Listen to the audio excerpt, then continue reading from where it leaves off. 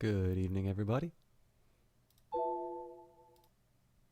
I had Dark Souls loaded up and then it crashed on me. So let's try that again. As usual, we are streaming at an uncommon hour. I can't sleep. I had a nice night tonight, but not feeling like God's gift is streaming at the moment. So I thought, let's work out our frustrations through doing this infuriating Four Kings fight. See who shows up.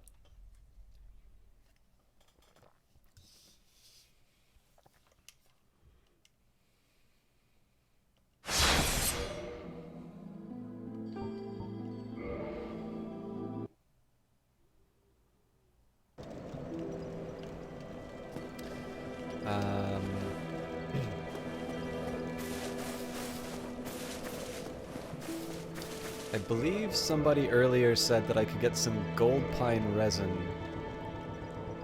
Oh, I already have. Oh wait, but I've already got my lightning spear. So I think I just need to man up and actually deal with this terrible boss. I can't quite remember the path to them, if I'm completely honest. So this is gonna be a little bit of an adventure. I think I used the healer shield.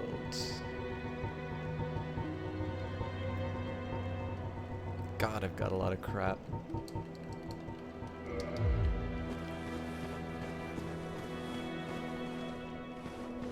So yeah, I think the first couple of sort of rounds of this are just going to be me figuring out the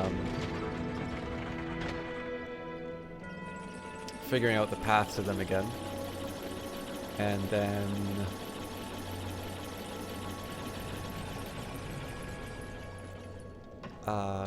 maybe we'll beat them. Maybe we won't. I don't have a lot of hopes for tonight. One of the problems is that so in terms of I don't know if I'll call it the canonical playthrough of Dark Souls, but definitely a lot of people go after these guys a lot. They go after these guys a lot a lot later on in the game. So I am sort of setting myself up for tears by going in so early. But I've kind of committed. Like, the thing is that I've cleared out everything in that level already. And I mean, if people can do this game in Souls level 1 runs, I should, in principle, be able to take these guys out. The only problem is that the tactic that we've employed so far has just been to man-fight them the entire way. And, I mean, let's face that, that's not the most, it's not exactly the most efficient strategy on the planet. I think this is where I'm supposed to go. I don't even remember where I'm supposed to, yeah, this is starting to look familiar. I'm terrified of just like falling off the edge into something horrible, so I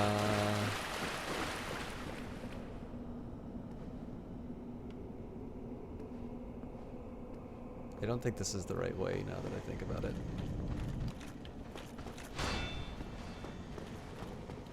That's fine, we'll get some backstabbing practice in though. What do I play on? Aaron, I play on a PC. So, welcome to the stream, by the way. I should maybe manage expectations tonight. This is a playthrough that I kind of did a little while ago. I took a bit of a break from it. I have beaten the game before. Oops, I've triggered 2 of them. This will make life interesting. But yeah, so... damn it. We've gone for the Four Kings a little bit earlier than the first time I played the game, and this has resulted in no shortage of misery trying to beat them.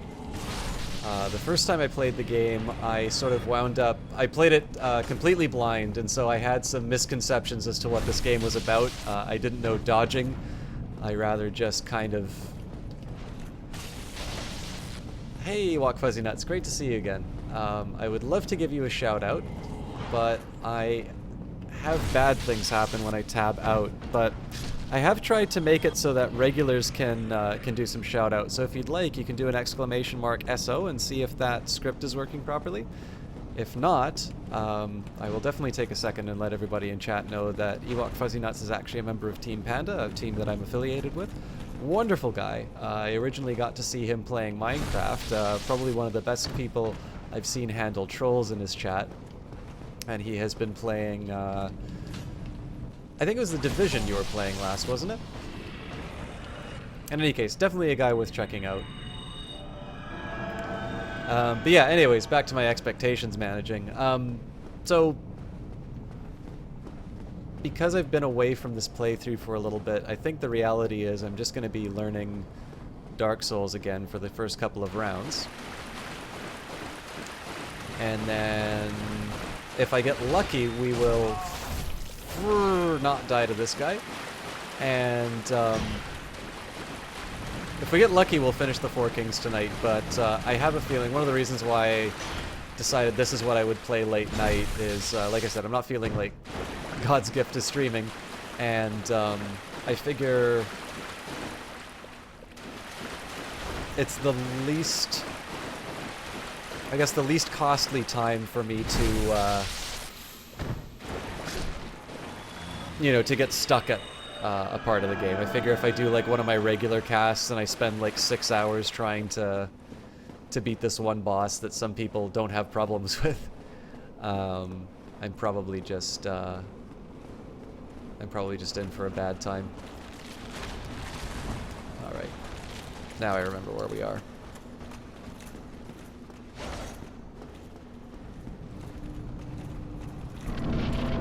So I think there's going to be some ghosts running through that cause me some grief.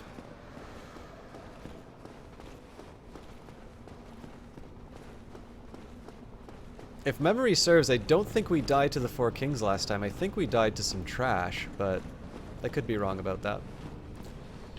You know, I was at EXP today. One of the bartenders, I will say my favorite, he's a really good guy, actually stops by the stream and is looking to get into streaming himself. I really hope he does soon because I think he'd be a really great streamer. But he was talking about how he's just fallen in love with The Division, so I'd be interested. I mean, I think the beta didn't necessarily do the game a lot of... I don't think the game did... I don't think the beta did the game a lot of justice. But I'm kind of cheap, so... in this case, I'll just wait till it's on sale before I tried it. First time you played Dark Souls, you fell through the earth using a ladder? Oh my. Yeah, so just a little bit of history for those of you who saw the original playthrough I did of this. I had a hell of a time figuring out that I needed to put on Artorias' ring. Now, it's one feature I actually like about the game. I don't even think I'll... Well, let's see what I can do for getting the souls.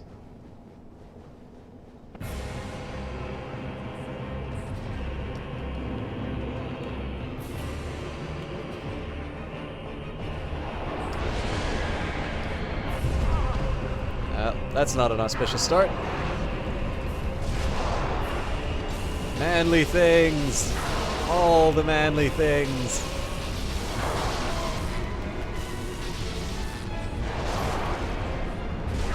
Drink up!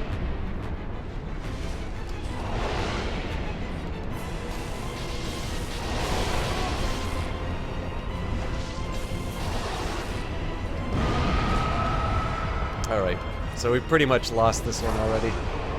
Oh, a second one?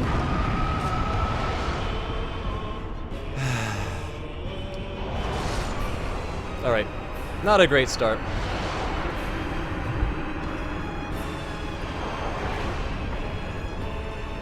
I think I just need to...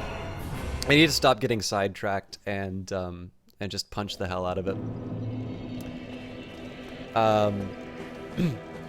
What was I gonna say?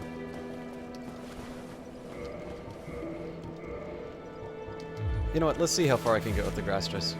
At the beta for The Division really felt like a demo, but since you're playing the full release, you've been really enjoying it. Well, I mean, I think it's probably good for... they really seem to be pushing the Dark Zone. Now, I understand now that the Dark Zone is not just a pure PvP area, which is kind of news to me, although I guess it makes sense now.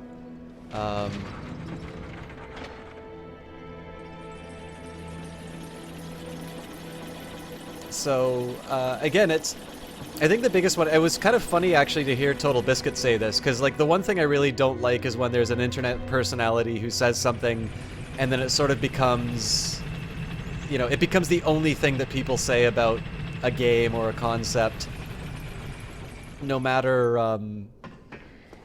you know, no matter how foolish it sounds. Like I really don't like this sort of rote repetition of some things that, that celebrities say.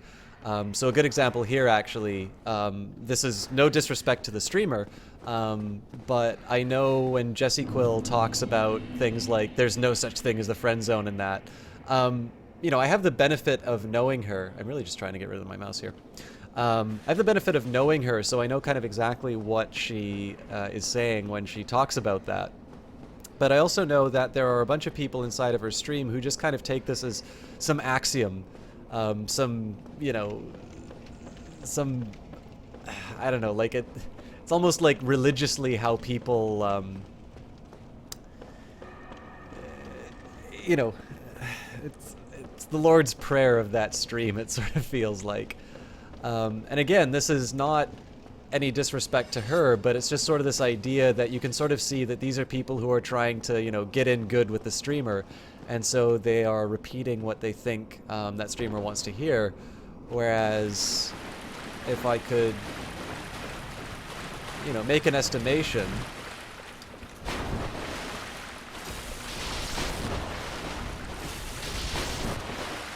Yeah, dodging's not so hard.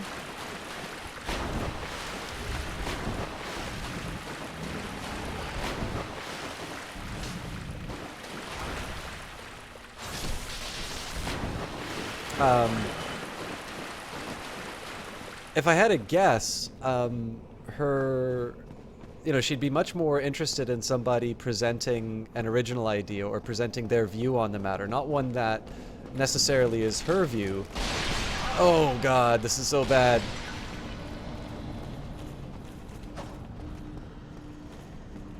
Okay, we haven't lost too much. Fat Roller Riot. I mean, I am a little tempted because, of course, like, the most successful run we had on the Four Kings was... Please tell me they're not following me. Okay.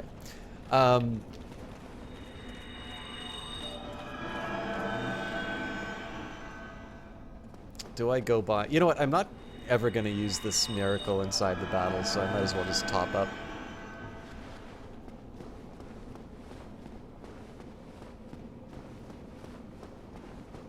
Anyways, I think she'd be more interested in hearing somebody's actual view on an issue rather than, you know, some opinion that they think she wants to hear. And so as a result, you know, when I hear Total Biscuit saying that, you know, it's a Tom Clancy game, why is it that an AK-47 doesn't, you know, instantly kill somebody when there's, I waste so much time picking that up. Maybe I should just stop being greedy. Oh, okay, not a good start.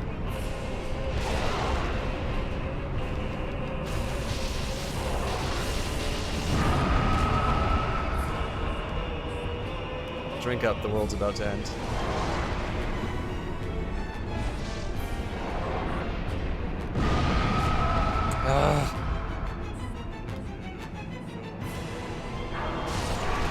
Yeah, that was embarrassing.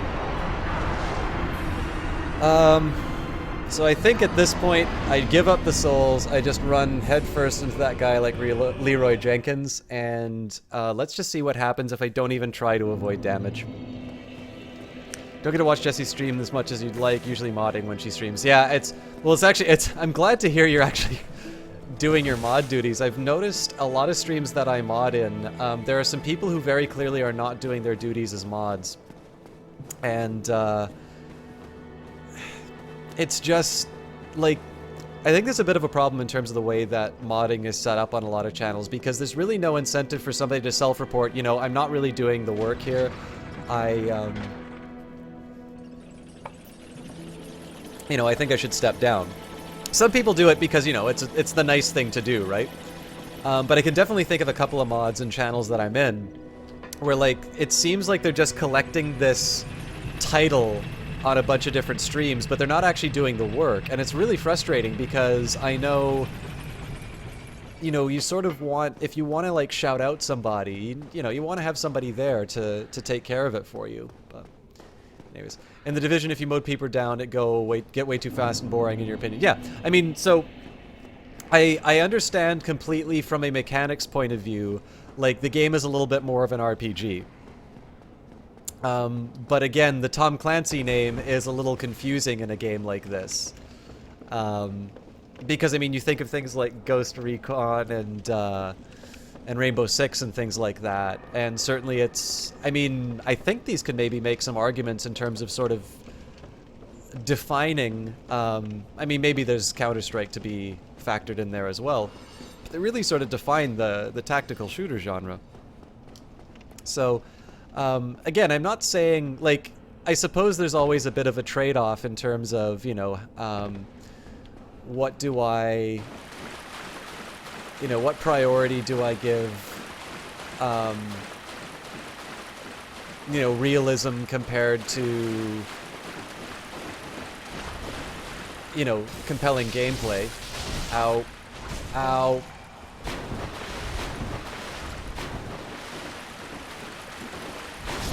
Okay, well, I'm just bad at this game. How's it going, J-Hair?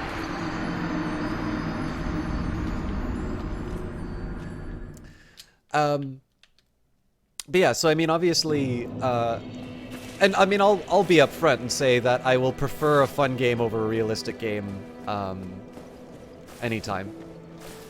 But actually, one really nice thing about that is it completely removes any incentive for me to pick up my souls from the kings. So, small blessing in disguise, I suppose.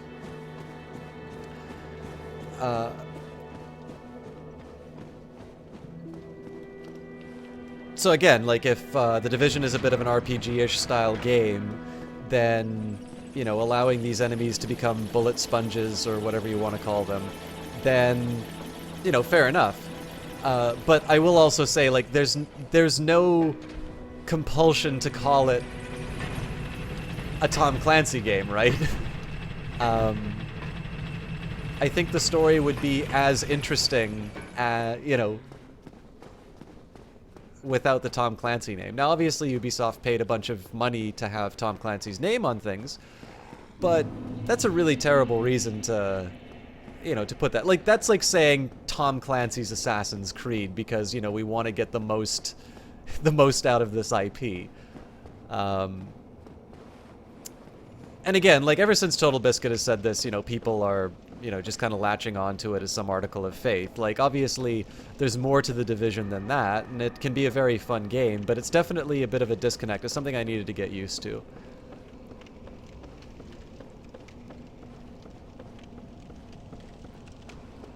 You got Saturday and Sunday off on your 7-day work schedule because the president of the plant is coming down.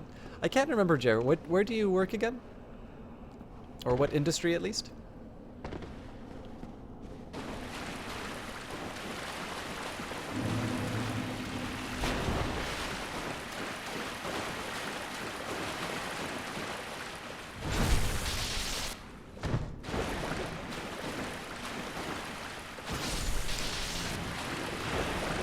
You know, I'll be honest, Ewok, I actually don't play that many Tom Clancy games. Like, I know what they're about, and I obviously know who the author is. But I really haven't... Like, I know of Ghost Recon. I had a lot of people really recommend Ghost Recon to me, actually, but I think when I played it, it must have been close to its original release. Like, they said it was just this absolutely revolutionary game. Maybe that's true, but I remember when I originally tried it, I don't know if there was a bug in the demo or something like that, but it didn't really set me on fire when I first tried it. But I hear it's a very, very good game, so I don't know, maybe I should go back and try it one day. then again, the same could be said for any number of games that I'd like to play. I never finished the idea about the ring for this. So the only way I finally figured out the ring thing was I actually had to go back and kill Sif, I think. Or was it? Pretty sure I had to go back and kill Sif. Anyways, it actually took me remembering the conversation with the cat to finally figure out that Artorias was the one to traverse the abyss, and maybe a ring that bears his name would be the thing that did that for you. Yeah, Kite, it's going to be a really late stream. Can't say you did stream today, just wanted to come in and say hi. That's perfectly fine, Kite. I mean, like I said, it's a late stream. Part of that's just because I'm going to be stuck on this boss for a bit. But if you have to go to bed, I understand. And if you want to hang out with us, that's good too. You may be able to see us finally defeat the abyss. Come at me, bro.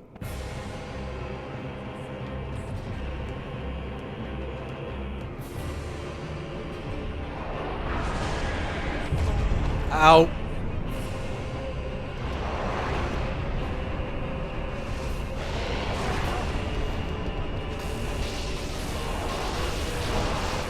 Oh. Should have remembered to dodge that. This is actually, the worst thing about this is how time consuming it is. Because we're going to get number 2 coming up really quickly.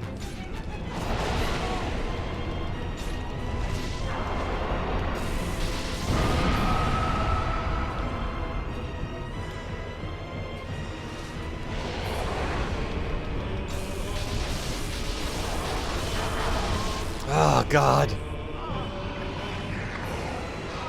This is sort of, kind of working out, but just the timing is so bad.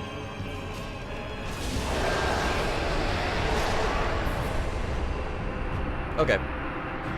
So, I mean, there's obviously some major efficiency problems with that. And I definitely need to keep an eye on the grab, but that is the first time that we've actually taken down one of the kings tonight. So I'm thinking this is a little bit of a prototype for how we do it. Oh, too long stream today. What were you streaming tonight, Kite? Again, guys, I'm sorry I'm not doing proper shoutouts. Again, if you guys would love, especially if there's another Team Panda member and you don't... I know everybody's modest about shouting out their own streams, and honestly, I recommend that you don't. Because if you're not going to take care of your own interests, you know, nobody else is. Oh, crap. Jesus Christ.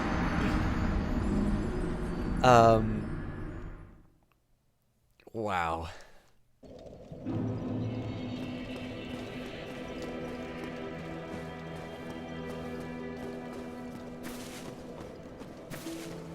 Okay, good to know. Thank you, Ewok Fuzzy Nuts. I think I'm gonna have to hard code you in. It's, I tried to make it so that there's a few different things that I'll look for, like time in the stream, Team Panda members, and things like that. But, it was very, I don't know, very amateurish. So, I'll have to get you added in, after the stream tonight. Sorry about that.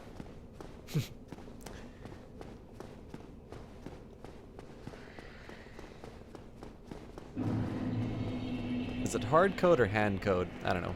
Anyways. I mean, in fairness, like, part of it is just I've got super arbitrary guidelines in terms of who I'm gonna, you know, who I'm gonna put in. So. Bayonetta 2, Castlevania Lords of Shadow 2, Far Cry, and Left 4 Dead 2. Is that the original Far Cry? Or Far Cry Primal? I know you're doing a lot of Primal. Twitch Alerts broke CLR browser. You know, actually, that's funny you mentioned. I've noticed that Twitch Alerts has been getting progressively quiet for me. So I used to remember, like, being able to hear, like, a host sound or something like that right away. But no more. Hey, Fonz, how's it going? This playthrough is an absolute disgrace. I know you're doing like a level 1 Souls run on stuff.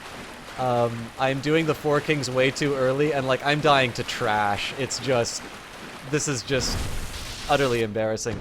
Guys, I know I've been having a little bit of trouble in terms of getting everybody set up properly for shouting people out, but I will take another minute and say, in addition to Kite260 and Ewok Fuzzy Nuts, who are stream team members, Ponce is somebody who I've gotten to know through the Vancouver Twitch community. He's an absolutely wonderful League of Legends streamer, very educational material. I don't play League myself, but I am a big fan of his casts. But he also does Dark Souls. He actually does Dark Souls really well. I really love watching him play that game. I definitely have not taken any lessons from him, and that's because I'd actually be good at this game if I walked away with those lessons. But if you were looking for a good time, very even-tempered, very great streamer, check him out. He's originally started off on YouTube, and I can remember him from the original Twitch Vancouver meetup. And he's been somebody who's really helped me out and kind of helped me find my feet on this platform. So he's somebody who deserves a very special shout-out, which sadly I can't seem to give right now. But we'll get him set up. I'll give it... I will give it verbally.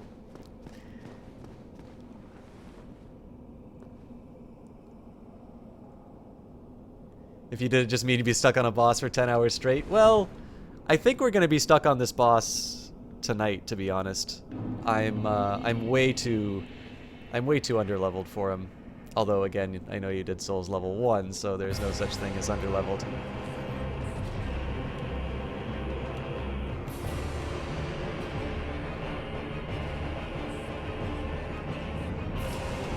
I'd be lacking the depth perception, oh god! Oh god.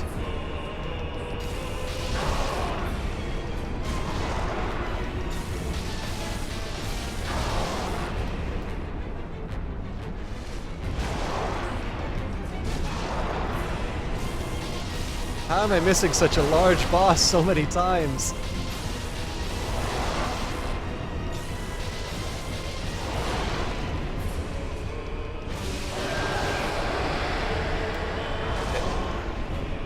Drink up, you fool.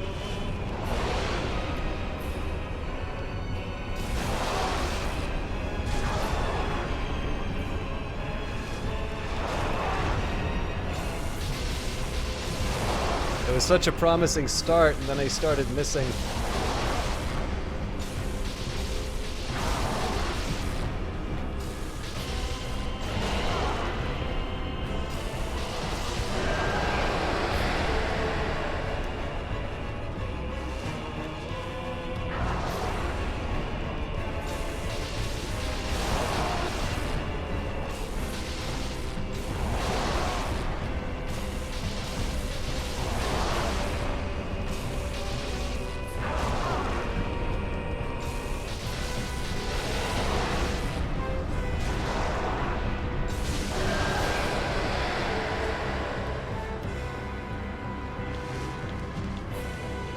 Where's the last one?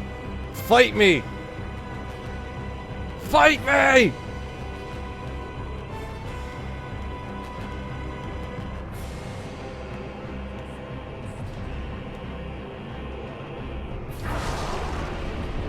Okay, don't fight me that hard.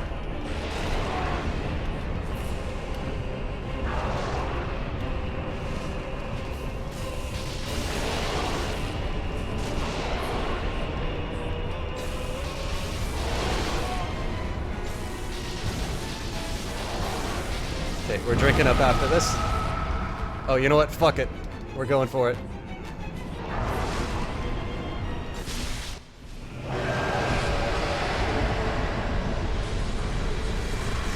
Oh crap, I forgot. We don't have the mature filter on. Screw it.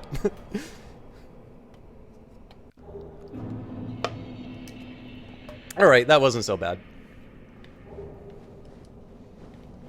Although I'm feeling a little cheated that I only have 1,200 souls after that whole ordeal. You said you were doing poorly, you lied to me. I mean, I got really lucky on that one, right? I didn't get hit by any of the big attacks.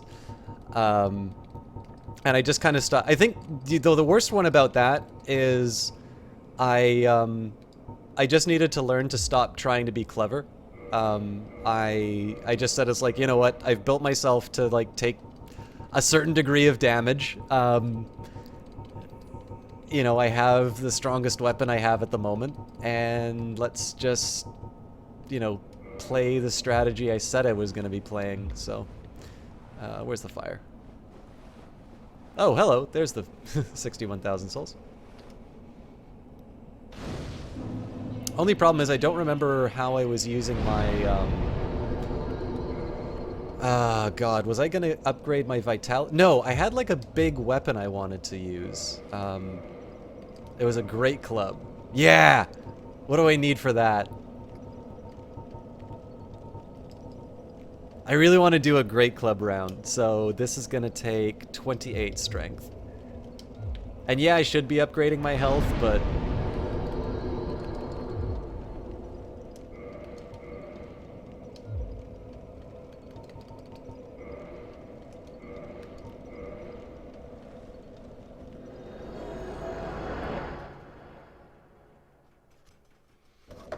Alright. Well, what? We're half an hour into the stream and we've actually achieved what I thought the entire stream was going to be dedicated to. So, thanks everybody. It was great. We'll hit it hard tomorrow. What did I want? I either was going to do the wolf ring... Okay, let's reevaluate, what I was going to do. So I have...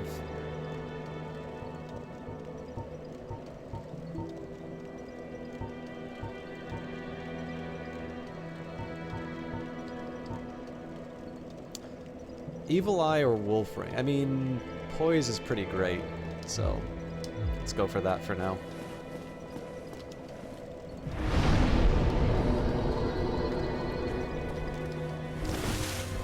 So I could try for Nito, which I remember was a really tough one for me, so let's wait till I get my club. I could try the Ceaseless Discharge. I actually don't remember that fight that well. Or... You know what? Let's go after Seath the Scaleless. I also remember that was a little bit tricky, but I think that'll probably be decent. Well, okay, actually, so here's the thing. If I go after Gravelord Nito, there's a place where I can farm up a whole bunch of souls. But that's also kind of cheesy, and I wanted to sort of recreate my first experience of playing the game. Let's do... Stone Dragon. You know what, let's go to Anor Londo. Let's see how Seath's doing.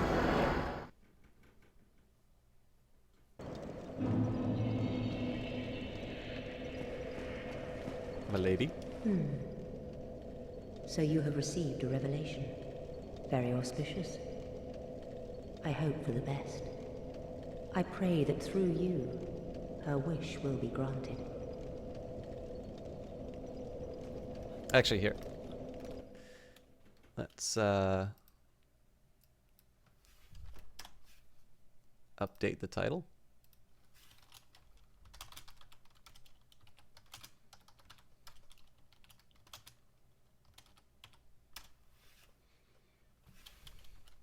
Sorry, Ewok, the bot doesn't like you.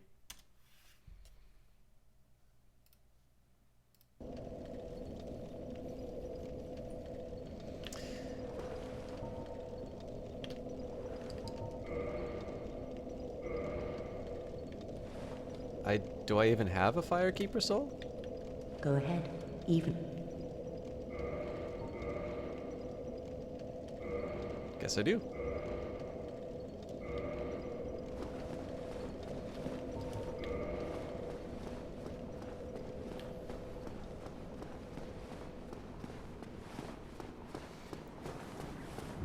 Alright, well, I'm a little bit at a loss in terms of what I should be talking about. How is everybody doing tonight?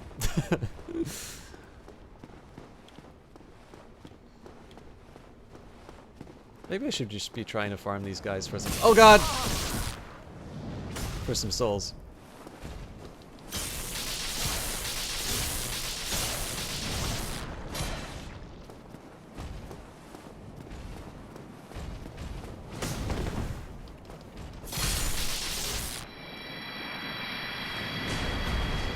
I lack. Still sleepy from a 22-hour cast. Was that Dark Souls 2 you're playing? Or is this another 22-hour cast? Alright. I think it's time that I finally learned how to dodge. Oh hey, is that Smough? I didn't even notice that before.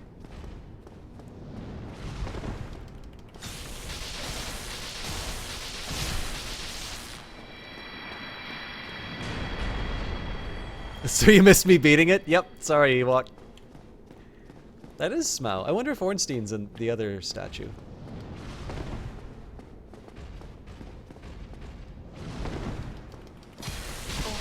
Ow. I'm still learning, guys, okay?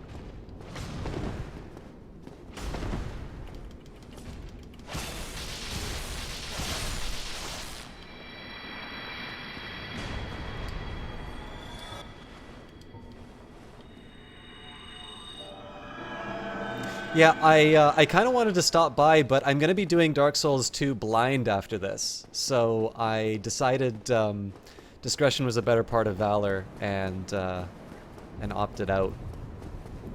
But I remember I stopped by very, very briefly, and I saw you go after... It was a guy with like a normal sword and an absolutely massive one. And I think the implication from chat was that this is a particularly hard boss in Dark Souls 2. You made some cereal? That's right, everybody. This streamer is so good. He beat the 4 kings in the time it took to make some cereal. And when you say made cereal, like, did you farm the wheat? Did you process it?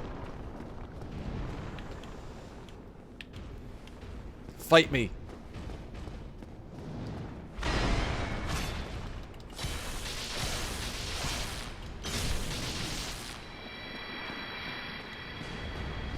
Actually fairly reasonable drops for souls. Yeah, so it is Ornstein and Smough. Neat. The things you learn.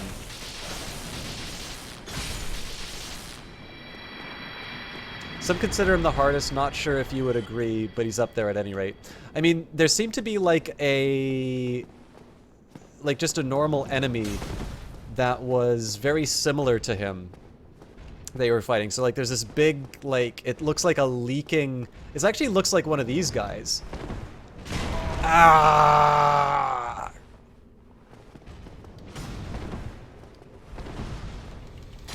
He's kind of like a leaking version of these guys with a... Oh, Kai, thank you so much for that, host, man.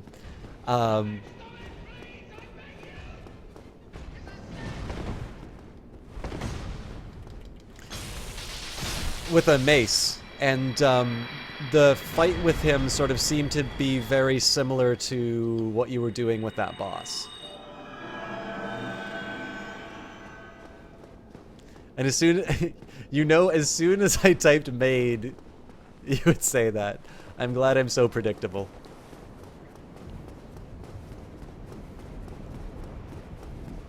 But this is actually one thing that I really like about Dark Souls. So Ponce is talking about how most consider the boss that he was on to be the hardest in the game. And what's really gotten me about this playthrough has been how I remember some things that I found very, very difficult. So, for instance, the Ornstein and Smough fight, the first time I did it, I found nigh impossible.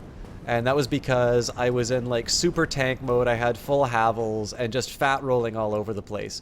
And I know a lot of people say, well, you know, Havels is pretty good, so I had Smough was the second half of that fight that I went up against.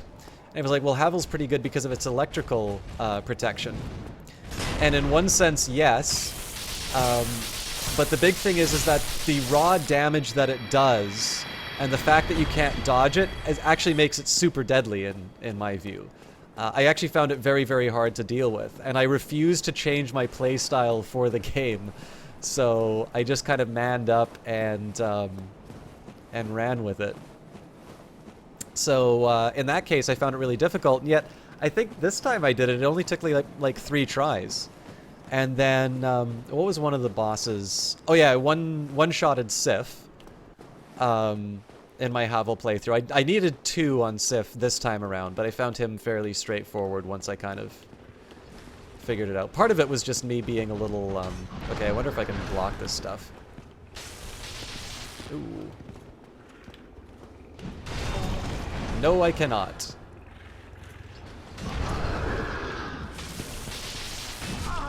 Jesus Christ.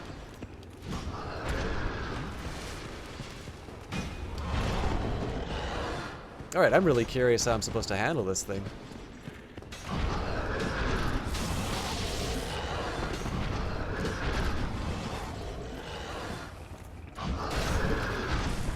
Oh, is he stuck in the doorway? Ah, moron.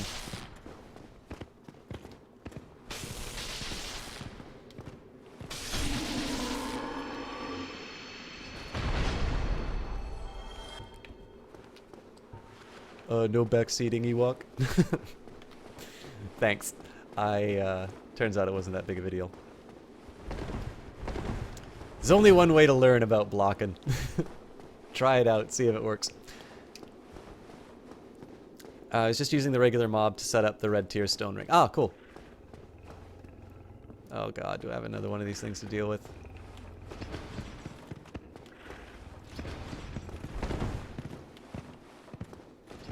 Your mama.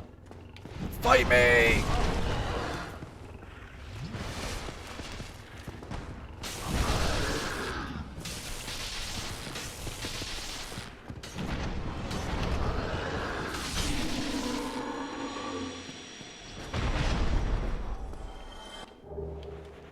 Hey, second Fangboar helm.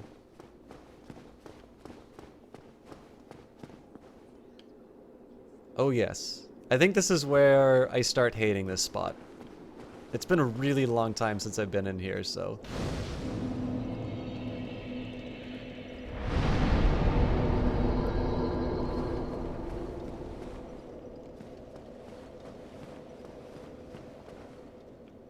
Although I also remember, I think this was like one of my favorite bits of level design in this game. I mean, first of all, this game is absolutely gorgeous in its environments. But I seem to remember the library or the archives was a particular favorite.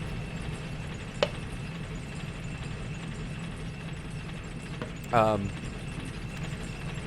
yeah, so what are some other bosses that I found? So, I mean, the Sif, the one, ow. The one death on Sif was, you know, unfortunate, but just kind of, that was me figuring out the fight again. That's not... I think I tried to be a little more clever than I should have been. And, oh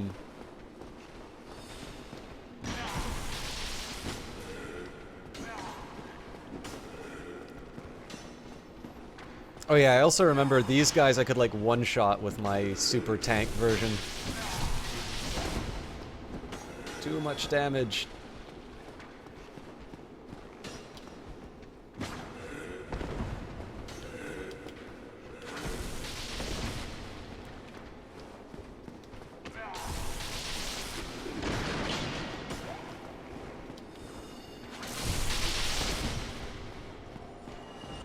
Okay. I'm slowly resuming. Slowly getting back into the swing of things. Mexican drug lords. 1, 2, 3. If you vote me for President 2020 in space, make space great again.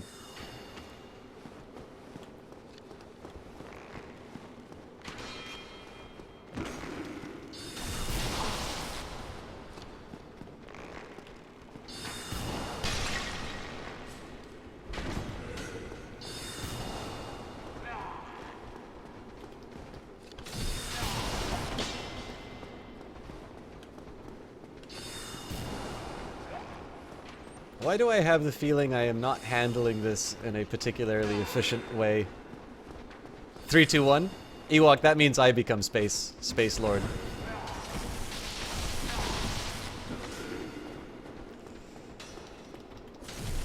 I suppose at some point I should deal with this spellcaster, huh?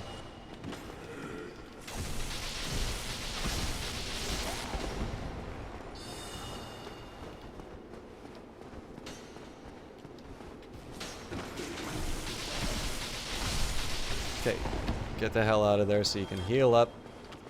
I'd rather not have to deal with this again.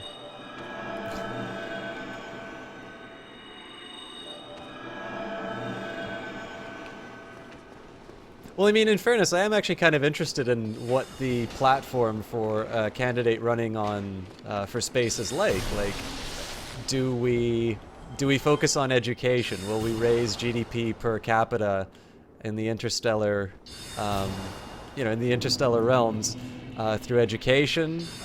Should it be, cutting taxes and allowing capital formation? Maybe. Fight me!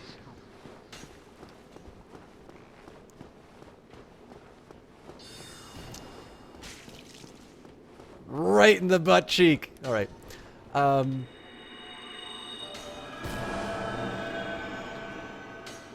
Maybe we need to have a more humanitarian. Oh. What is your stance on the mining of Uranus? Ewok. Thank you for stopping by tonight.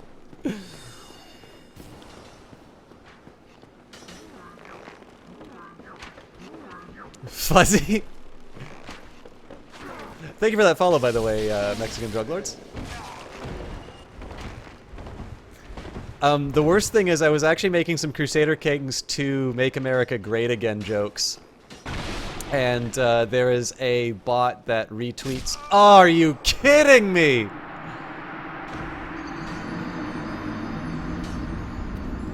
That is the last time I wanted to have that turn around. Oh well.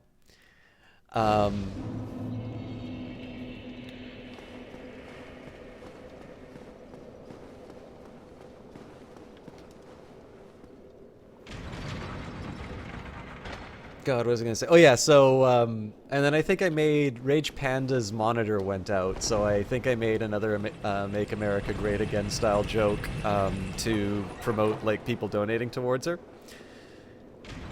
And the bot retweeted me. So basically, if you ever want to get retweeted, write something "Make whatever great again."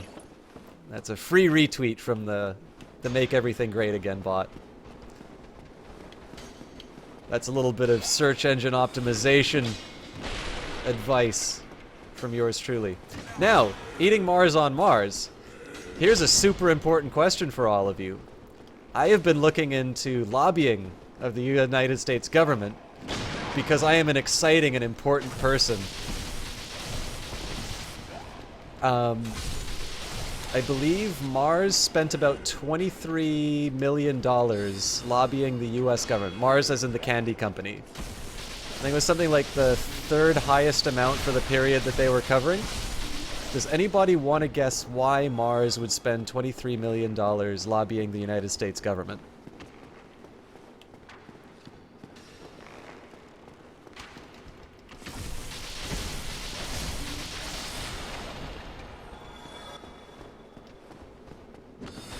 Oh, come on, that guy comes back?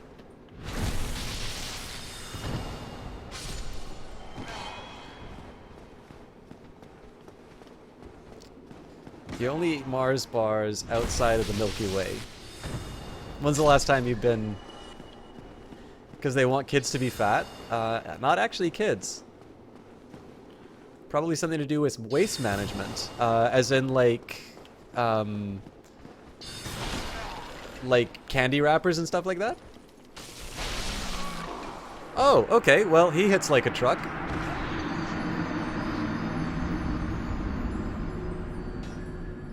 Coco percent related naming technicality relation. Hey, Phantom Klepto, good to see you again. You guys are gonna be so...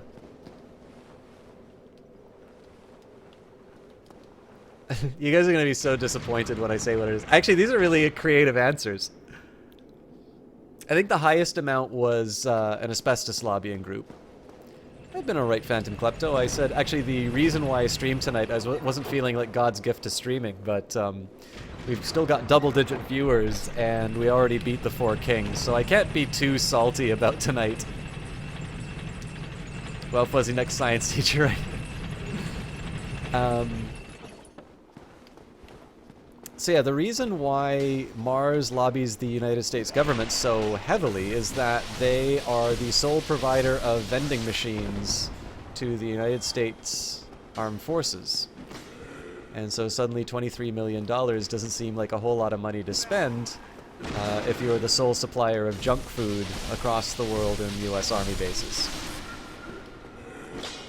And that is the reason why they spent $23 million in lobbying.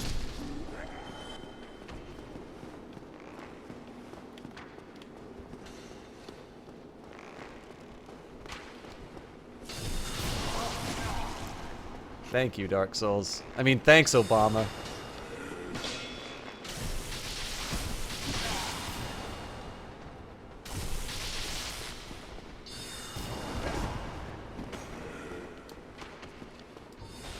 Here is how confident I am in my miracle abilities.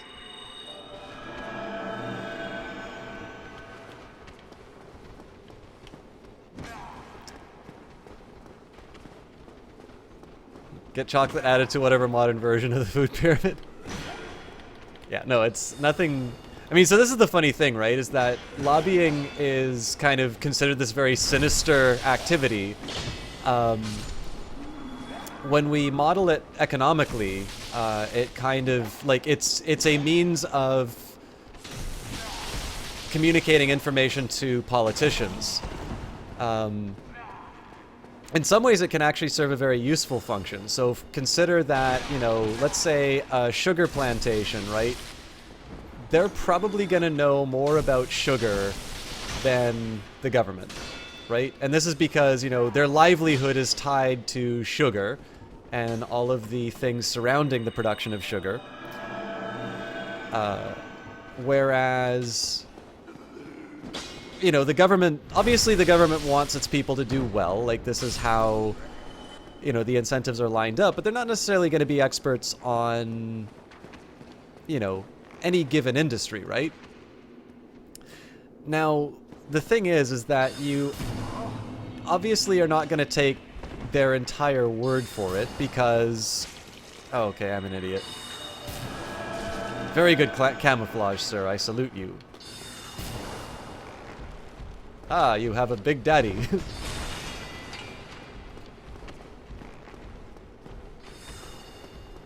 So obviously you don't just want to take the company's word for it because that's dumb. But if there is a way of incorporating the kind of information that a business will give you and use that to inform policy, then you can actually wind up with something that's beneficial, right? Like, it's not that we want businesses to fail, it's that we don't want them to have, you know, undue influence in the world. Now again, you know, is that what's happening with lobbying? I mean, in some cases, yes, and in other cases, I think people are rightly suspicious. Oh god! But it was kind of interesting, like, once I mean, again, like, whenever I see large amounts of money being spent on politicians, I'm gonna be highly suspicious of it. But when I actually kind of put on my econ student hat and started considering it and saying, it's like, okay, so why would somebody spend this kind of money on politicians, given, let's say, the very uncertain outcomes, right? There isn't necessarily a direct line between the money that lobbyists spend and the outcomes you know, to certain initiatives. A good example here would be the tobacco lobby, where you can see a ton of money being spent around the time that there are these anti-smoking campaigns. But in the end, we know how that story ended. They got hammered.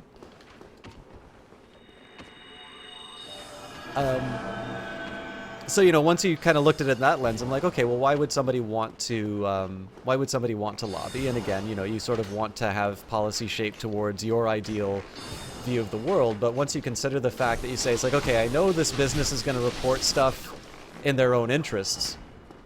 You know, how do I update my view of the world based on the fact that they've lobbied me, especially if it's a costly process? You get some interesting conclusions. The other thing that really amused me about it is if you actually take a look at lobbying behavior, the one group that always winds up profiting from it are the politicians. So, I thought that was a little funny. Actually made it a little more credible too, because obviously the people setting the rules are going to make sure that their own pockets are lined.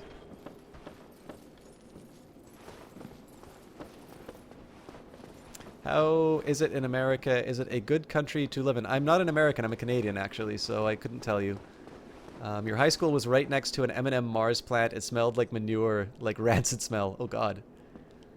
Phantom Klepto enjoys living in America. Then again, you never left the country and or continent. Yeah, Fuzzy Nuts. You'd go back to Singapore in a heartbeat. You loved it there. When did you go to Singapore? Like, did you live there, or was it just a visit?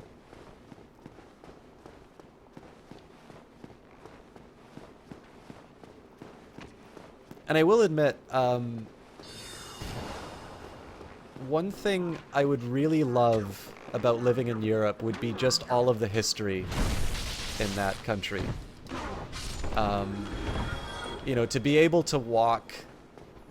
I guess the bridges of Koenigsberg are not really there anymore, at least not all the original ones that inspired the problem.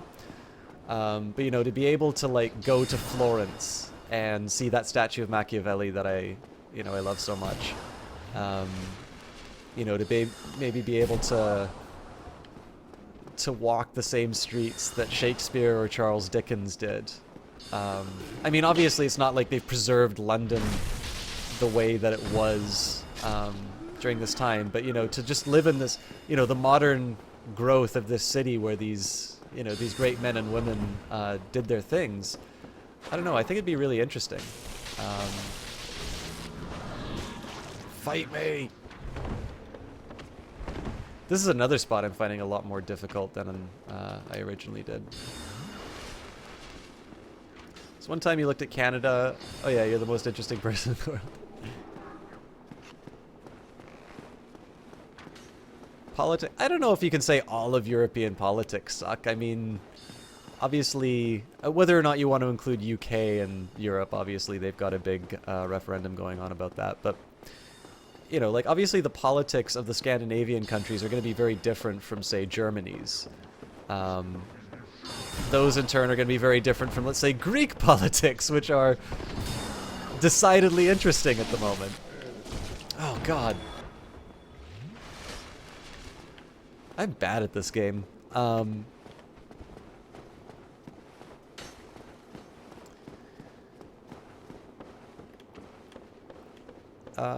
place I'd really love to go to, actually, is Portugal, because there's this beautiful monument towards kind of the age of discovery. All of these people who got in ships and found, you know, found what were to us new continents, at least.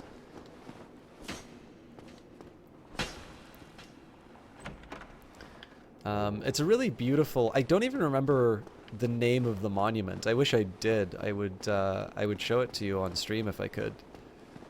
But I remember the first time I saw it, I was so awestruck by its appearance. I'd really love to see that in person. Paris is a street is a city I'd love to see as well. I mean, obviously it's very, you know, it's one that doesn't really require any introduction. And yet one of the biggest reasons is just the influence of France on history is so immense. Again, it would be fascinating to see this city in which so much has happened. And for, you know, how interesting and how great the United States is. And obviously it has a very, you know, a very rich history itself, but I mean, to be able to see Europe, and to walk those streets would be something else. I'm sure, you know, one day in my life I'll get an opportunity. Oh my god!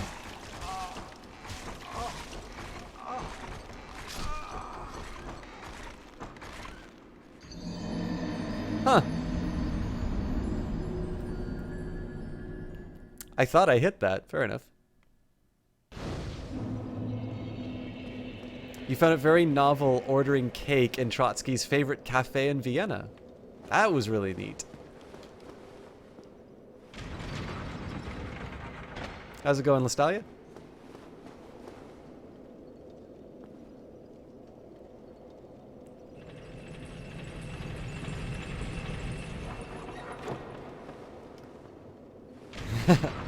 How's it going, Anvar?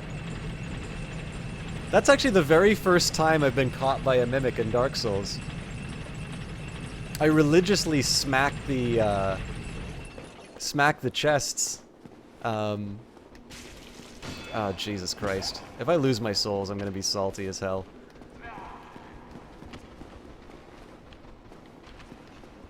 I should just backstab these things and be done with it. Oh.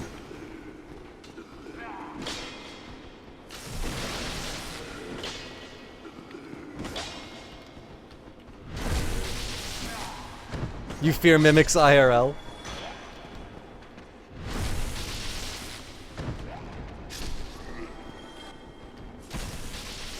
I mean, I'll be honest with you,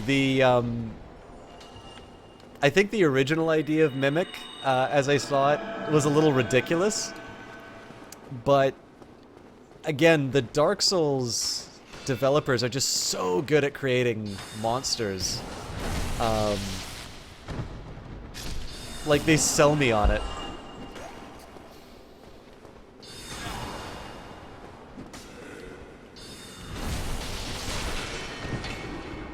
It's actually the one thing, like, I will probably never get a chance to play Bloodborne unless they decide to sort of break this PC exclusivity. But I can watch Bloodborne streams all night, just to look at the design.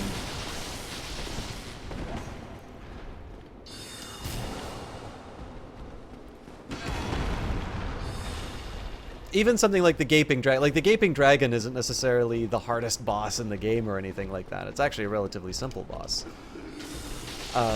But just to be able to look at it, it's such a, why didn't, you know, how did they come up with that sort of a boss?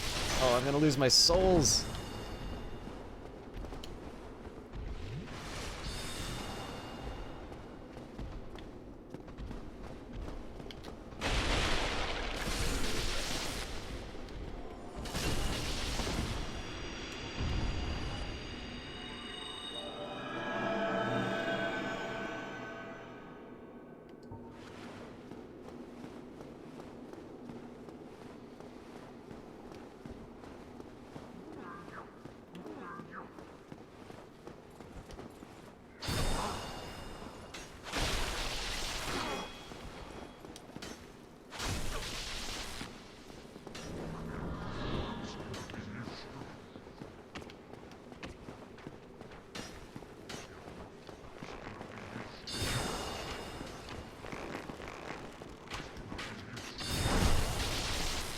Dark Souls 3 will almost be like Bloodborne.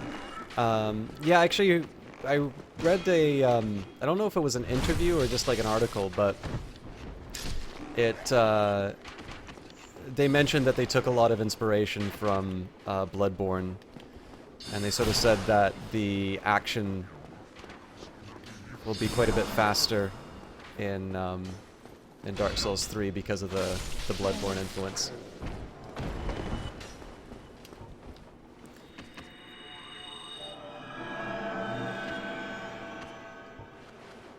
Klepto prefers 1 and 2 over Bloodborne, but it's definitely a great game. Yeah, I mean, it's obviously you don't necessarily have to, you know, prefer Bloodborne to the Souls or vice versa.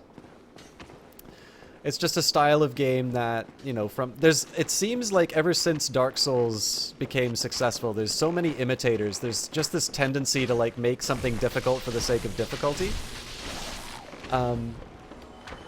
But really From seems to have gotten that perfect balance of, you know, challenging, but not so much that you give up, or, you know, that the risk and reward is there. And I think some of the lesser imitators tend to just be very heavy on the difficulty, but you don't get the sense of reward that that you get from the other games.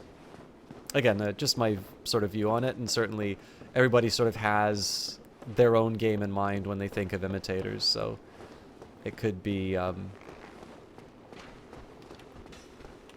that I just haven't played the right Dark Souls clones.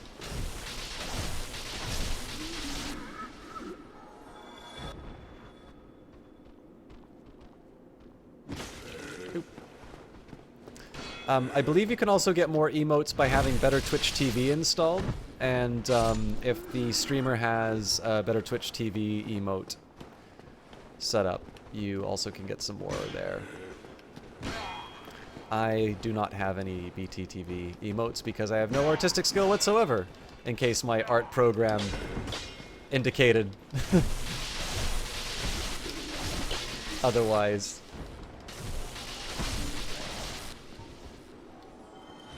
Two is more PvP. Really? That's interesting. Okay. Recover lost power, don't open the chest. Face me!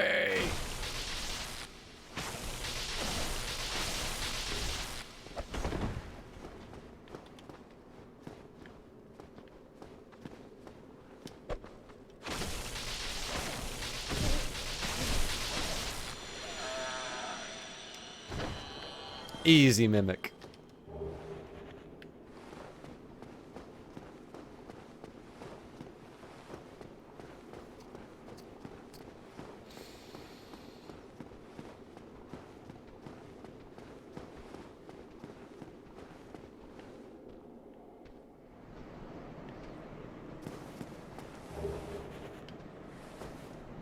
I love the views in this game.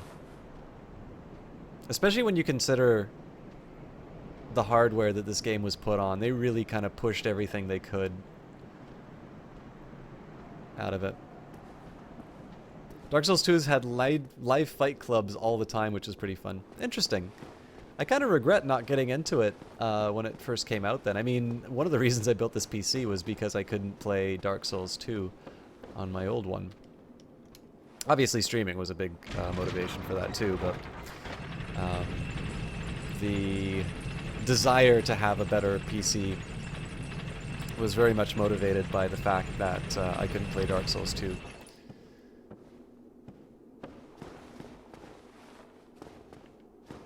God, I really don't remember this level at all.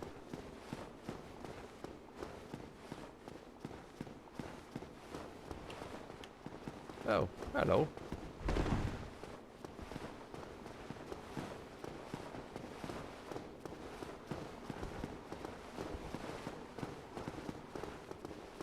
We're just gonna dance around like this for a little while, chat. Hope you don't mind.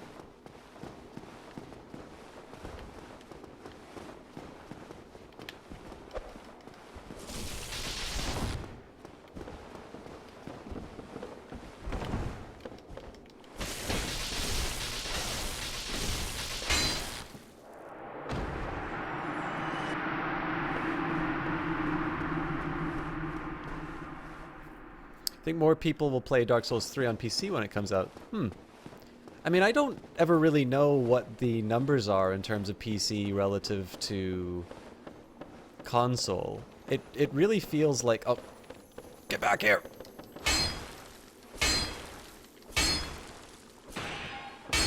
God, I'm bad!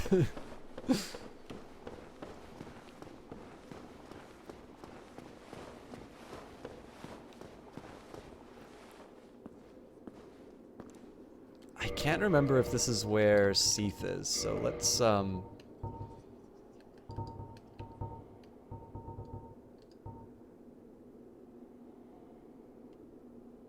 just set up ourselves with a Ring of Sacrifice. But yeah, I mean, it feels like there's such a heavy influence on releasing to consoles, but then, I mean, that might be, it seems like there are fewer sales on consoles, like, as in, like, discount sales on consoles, and,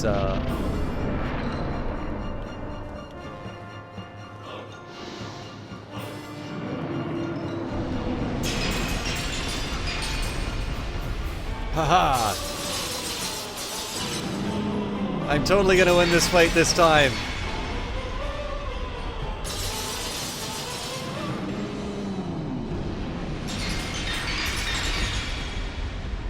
See, here's my question. Why doesn't Seed fight you this way?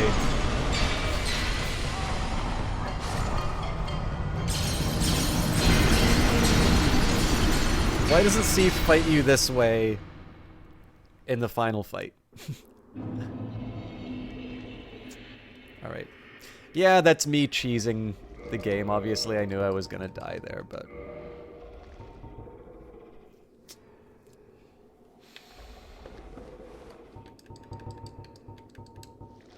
Do I want the Wolf Ring, or is it better to take the Evil Eye? Or maybe the Hornet Ring, actually. Let's see what the Hornet Ring does, actually. I just can't remember if a critical attack counts as a backstab, or if there's some positive probability that that happens. Only 4 more strength, and then we can wield the Great Club. You played through this game at least 7 times, and you probably couldn't beat it again. Like, just because you'd be so sick of... You'd just be so sick of the experience, or you, You've lost your mojo.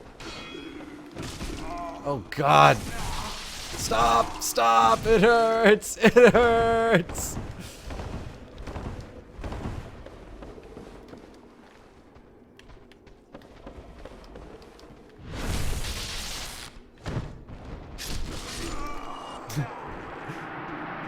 You think it's backstab and riposts? Alright, let's just forget that happened, okay, chat?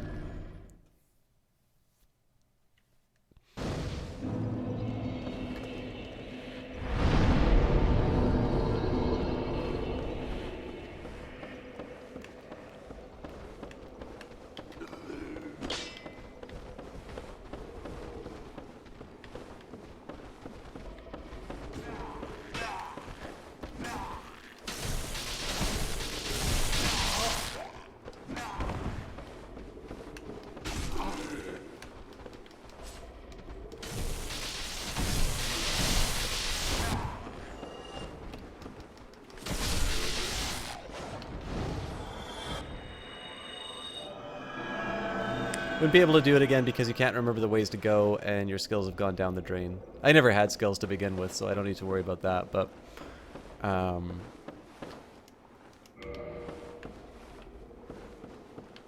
But yeah, trying to remember where to go is a little bit of a challenge. I mean, it is worth remembering, of course, that...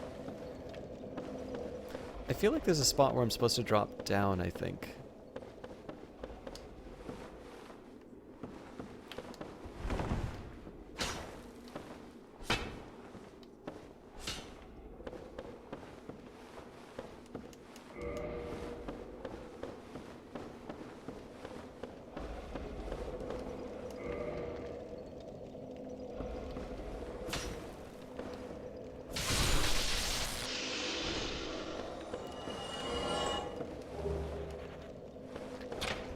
Alright, that's a little embarrassing, but fair enough. But I mean, again, some of the intention behind... Oh, neat.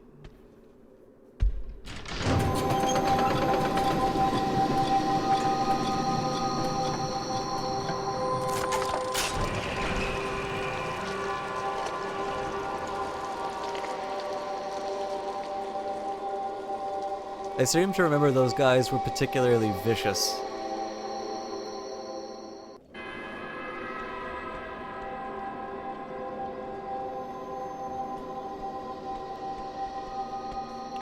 Anyway, part of the plan was, fight me!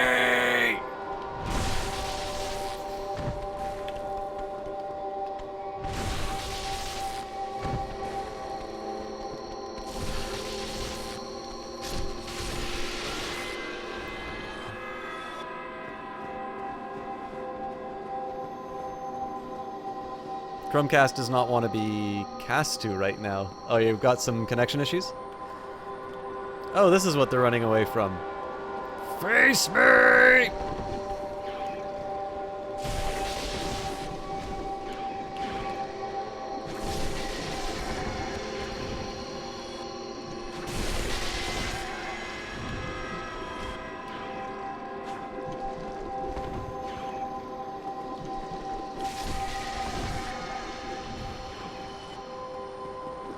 I don't know what happens if it catches me, but I really don't want to find out.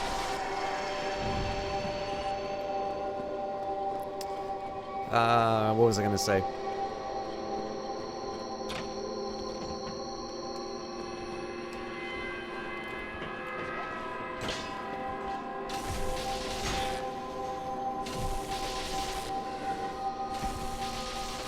Oh yeah, so obviously the first time I played this, it was very, I've never played a game like this sort of, let's see what's going on sort of play.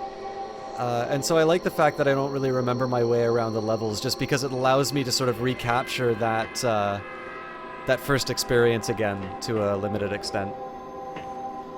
The button's grayed out right now after a failed attempt to connect, probably needs to be reset.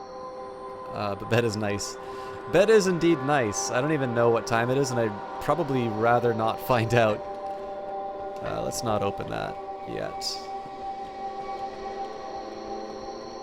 Fight me!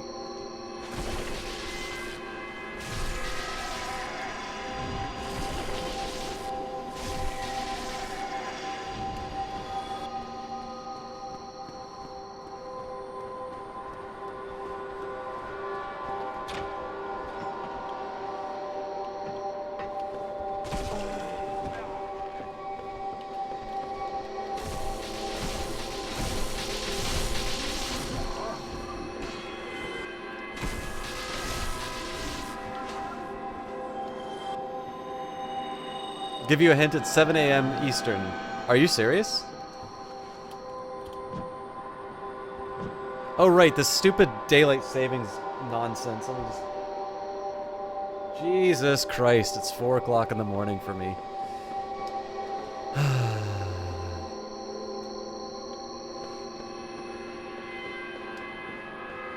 Meds are kicking in. Have a great night, Ewok Fuzzy Nuts. It was really nice to see you stop by again. I know it's been a long time since we've been able to hang out, so I'm glad my clowny adventures on Dark Souls were some good bedtime sounds for you. Just want to take a quick second here and see if I can open...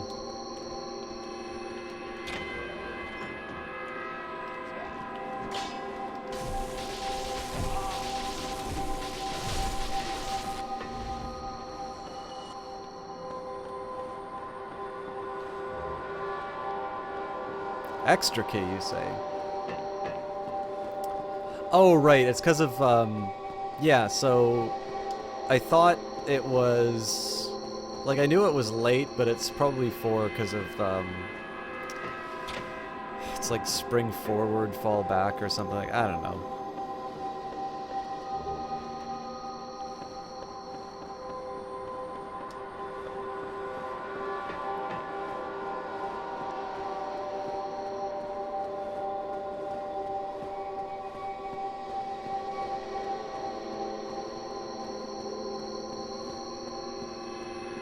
Kind of in a get-together at one of your friend's house since he was back from college from only one day. Ah, nice. Yeah, I actually met up with a couple of friends at EXP tonight. Actually, I say one friend, and she brought her friend, who turns out is a Twitch fan. So even though this one particular friend I haven't seen in a while and was really looking forward to talking to, it was really cool to be able to talk about Twitch with somebody who knew. So in this case, I think I kind of wound up monopolizing the conversation with talk about like this war of mine and stuff like that. So I felt a little bit bad because obviously, you know, I want to be as inclusive as I can in terms of conversation, but in another sense, it was really nice to be able to like introduce somebody to a gaming bar in Vancouver, and you know, just to be able to share a place that's turned out to be kind of special to me. So, and suffice to say, well, these guys are tough.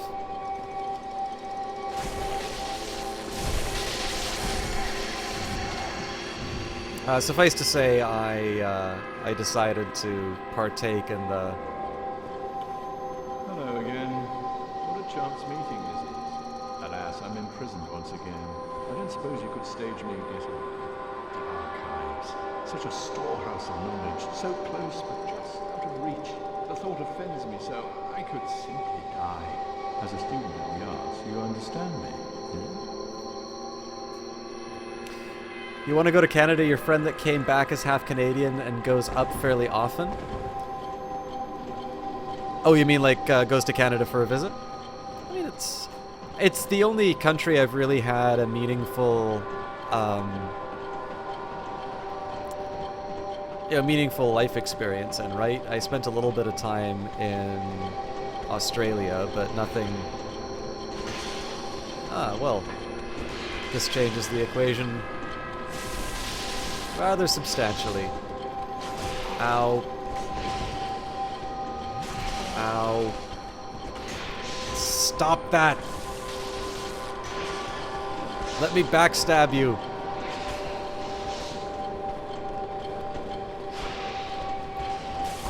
Oh, God!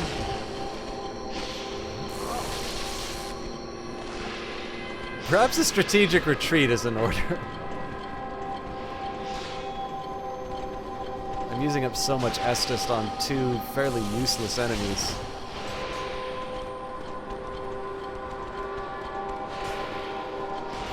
Just want to backstab.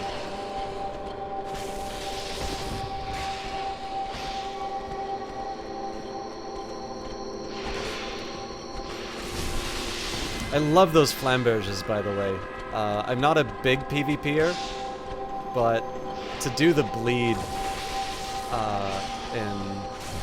in PvP, I find bleed so hard to work with. So.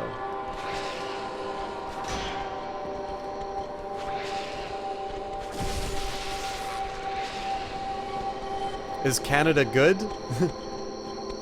I mean, I like it. It's not without its, it's not without its issues as any country, but it's, especially given the fact that I've studied other countries, I figure I've kind of won the lottery as far as, I bet everybody's really happy I closed that. I mean, I've kind of won the lottery as far as places I could have been born in, right? Okay, so now I'm going to double check and make sure that the line is correct.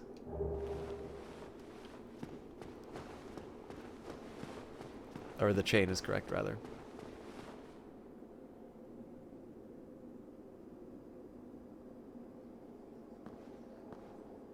Get that follow? Yeah, exactly. Sorry, friend, I may not have talked to you in months, but I have to grow my user base, viewer base. A lot of cool skater bars, gaming cafes, stuff like that. You need to apply for your passport so you can visit places outside the US. Yeah, I don't actually have a passport, and my intention once this doesn't seem like a big door, but... Yeah. My intention is once I'm out of grad school and I kind of have some worldly resources again, I'd like to start going to some cons. And part of that, so I've been thinking a little bit about this, and in one sense, so I think PAX is something I'd really like. I'd actually be really interested in going to the Game Developers PAX, but I believe that is, I don't know if that's an invitation-only event, or if you need at least some kind of credential as a game designer. By the way, so far as I can tell, there's no purpose to any of this lower level except that room where Logan's being kept in. But I just love seeing all of this. Again, I just really love these levels. I love this world that they've created. But yeah, so, PAX sort of seems like my kind of thing. It's a celebration of gaming. There's obviously Twitch-related things inside of it.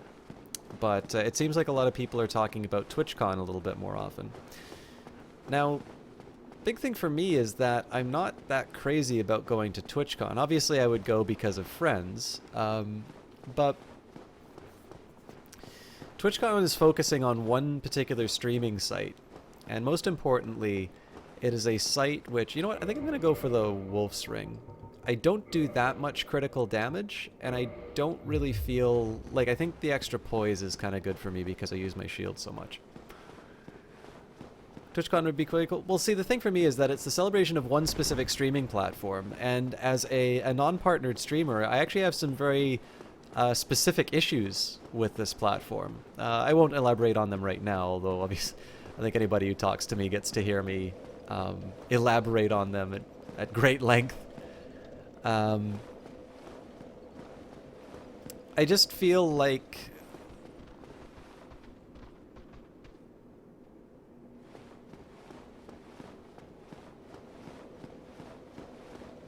did I not kill these guys?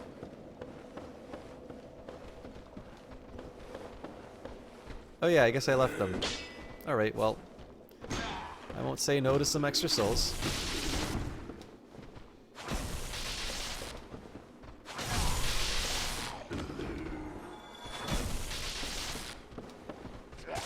I've also wind up kind of like wasting a lot of Estus on trash, so I might as well just take a minute to recharge.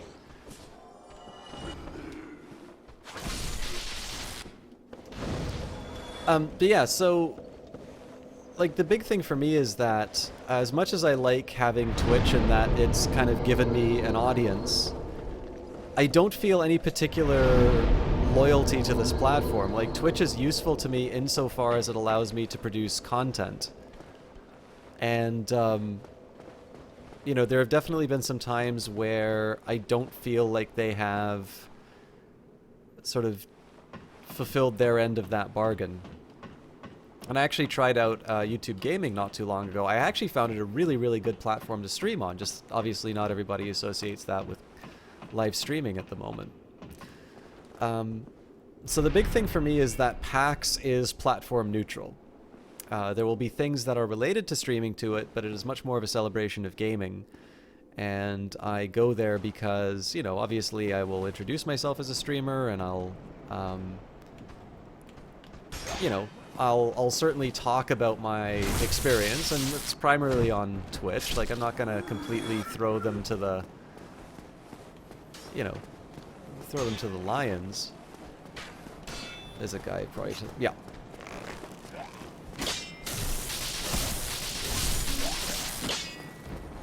But, again, like, I'm really interested sometimes when I hear these interviews with streamers, and they're always, you know, I can remember actually it's on like a Jack LaFear podcast when Jesse Quill, again, look at this stuff. This is really wonderful. They were asking, you know, what would you do if Twitch went away? And then they're like, well, I would want to be on a platform and I'd want it to be exactly like Twitch, which is not answering the question, right? That's basically, you know, I'm in Twitch's pocket. I am so completely beholden to this platform that I'm, you know, I refuse to even acknowledge the existence of other options. Which is always a little frustrating to me because it's like, you know, Twitch is very good at some things and very not good at other things. They're very good at making money for themselves. But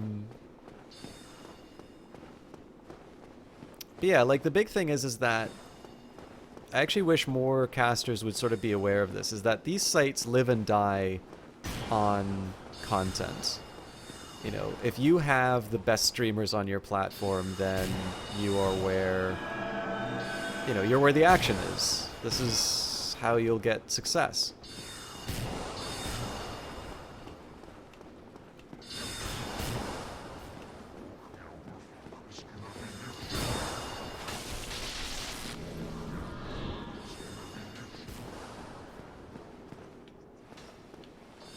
How do I manage this horrible situation I found myself in?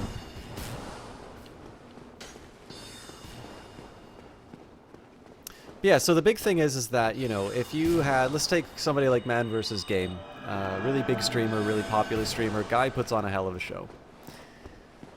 You know, if he up and decides that Twitch is not serving his interests, that he can put on a better show, either through higher quality or, you know, a platform that is a little bit more, you know, open to the sort of cast that he wants to put on, you know, he'll go, and whatever platform he goes on to will become better for it. He is somebody who, you know, people will probably be willing to... Oh, this is ugly.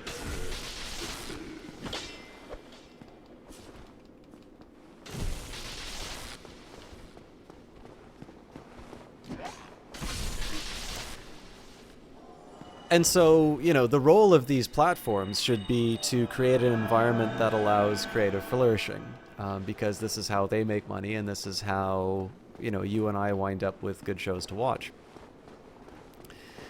And the thing is that right now, Twitch is really the only game in town, and they're behaving like it. The thing is that when I went on YouTube, there was a lot of things that made it quite a bit better. For instance, I believe the maximum bit rate that you can upload at on Twitch is 3500. And I think the official word that I've heard is that anything higher is considered abuse of the system. Now, I think the recommendations for YouTube actually went up to 9000. Now, obviously not a lot of people are going to take advantage of that, but you better believe it makes a difference in terms of the quality of your broadcasts. For instance, a big one for me would be, I would love to be able to stream these games for you at 60 frames a second. I think it looks great. I think it's one of the biggest improvements that you can make to the quality of a cast would be to go 60 FPS. Obviously for games that, you know, that are actually running at 60 FPS. There's a bunch of games that are just locked at 30. But the reason I don't do it is because as soon as I set 60 FPS, I'm crushing that 2500 bit rate, and I'm making it, you know, do twice as many frames, and that's going to result in fairly heavy degradation of the signal. Now, if I get very popular one night, or, you know, if I get a big host, then I get transcodes. And, you know, with transcodes, I can move my bitrate up to 3500. The drawback is that the way that OBS is set up is that I will,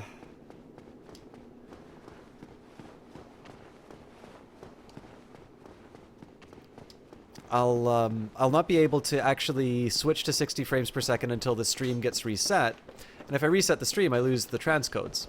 And I mean, I think it's very reasonable that people wouldn't want to, like, hang out in the stream while the streamer gets his technical stuff together. I mean, they did just finish watching the bigger streamer, and they're sort of used to having this stuff sorted out. So it makes it a very difficult proposition to do something like take a 60 frames per second cast, because if you do it at the frame rate that's kind of good, a good standard for those of you interested in doing broadcast would be 2500. It's not too onerous on people's internet connections. You know, if you were to do it at 60 frames per second, I don't think your cast would look very good. Whereas if you do 60 frames per second at 3500, I think it's a, you know, it's a reasonable trade-off. It's not perfect, but it's, you know, it'll pass. But again, you can't start off a cast at, you know, at 60 frames per second at 2500, because it won't look very good. And you may not actually hit that transcoding because, again, there's just better options out there. I did not need to think about any of that stuff on YouTube Gaming. YouTube Gaming just says, hey, you want transcodes? Sure, we've had those forever. And people commented immediately on how they felt that the cast was much smoother. Smoothness just being their perception of the 60 frames per second. So that was a very eye-opening experience for me. But of course, the thing is that I I actually think people are willing to go between platforms to watch the content that they like. But I'll definitely say because people associate Twitch with live streaming and they don't associate YouTube with live streaming, I get more foot traffic if I do Twitch. So this isn't a Mimic, I don't think, but I've been burned once before. Anyways, you just begin to meet some streamers. It's pretty much where all your gaming comes from, where you're not playing yourself. Twitch has branding. It needs reputation to be most beholding streaming service. Personally, you haven't looked into other streaming services to stream on. This is the big one, Phantom Klepto, is like, I think a lot of streamers would be like, this is a bit of a rant that got into like technical stuff, which it wasn't quite what I was planning on doing. I would never want to belong to Hey, thank you, K5001. The important thing to remember is that Twitch rises and falls by its ability to attract talent. And do I really want to drop down is the question. I don't think there's anything else for me up here. Let's just do one more. Let's just do one more check.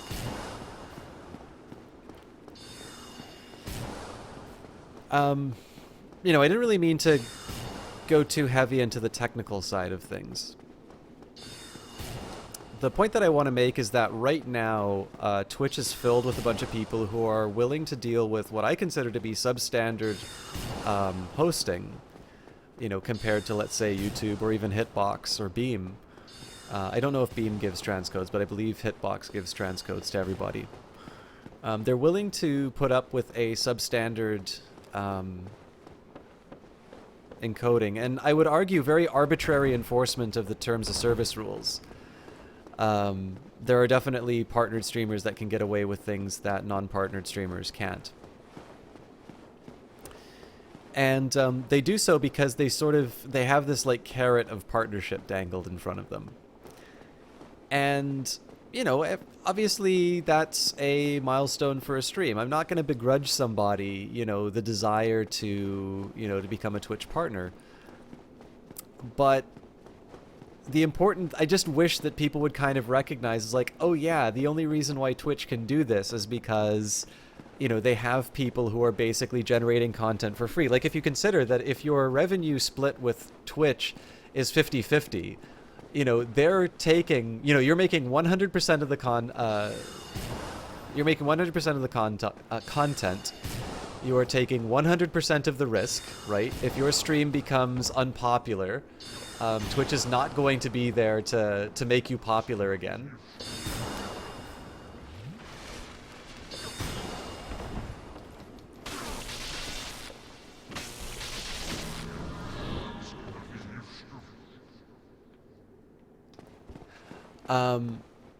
But they are entitled to half of your earnings because they've given you a website to stream on. I'm not entirely sure that's a division I would be that comfortable with. Because, again, if you're particularly good, if you're a Man vs. Game or a Total Biscuit, and I mean, I know their revenue share is much, much more weighted in their favor. Well, I don't know. I know Total Biscuits is. I don't technically know Man vs. Game, but he's a smart guy. You know, the big thing is that Twitch is nothing without its content creators. And they should be doing a lot more to keep them happy than they actually are. And again, the fact of the matter is that content creators could probably stand to remember that Twitch is not the only game in town. They're the only game in town right now because they're being treated like it. But that's largely a matter of perception. You know, I think people kind of think viewers are a little dumb sometimes.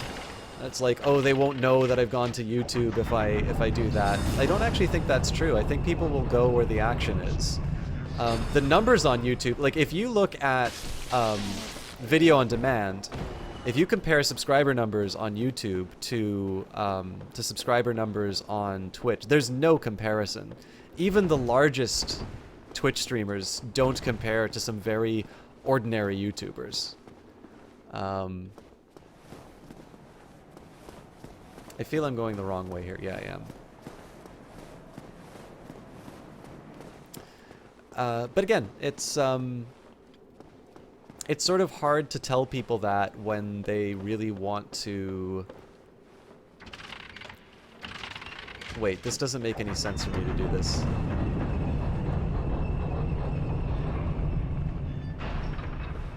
Well, let me double check.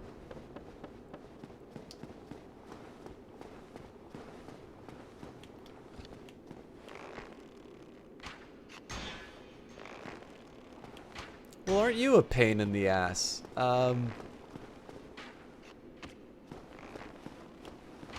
do I even deal with that?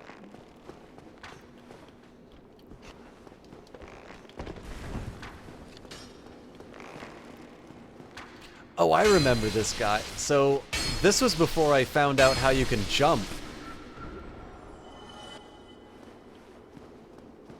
I think I just wound up, like, taking that guy's arrows. I don't know if I'm going to be able to get... That's frustrating.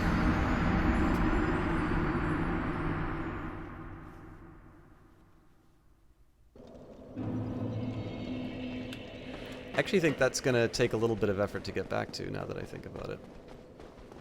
Let's try not to be dumb, because there's definitely another soul level there. But yeah, it's just, long story short, like, people know where the good stuff is. They'll share with each other. This is why the internet exists. Excuse me. And so I don't think it's very reasonable to fear, you know, oh, if I switch platforms, people aren't going to find me. I think that's a little bit, like, in terms of foot traffic, yeah, I think you're maybe going to have fewer,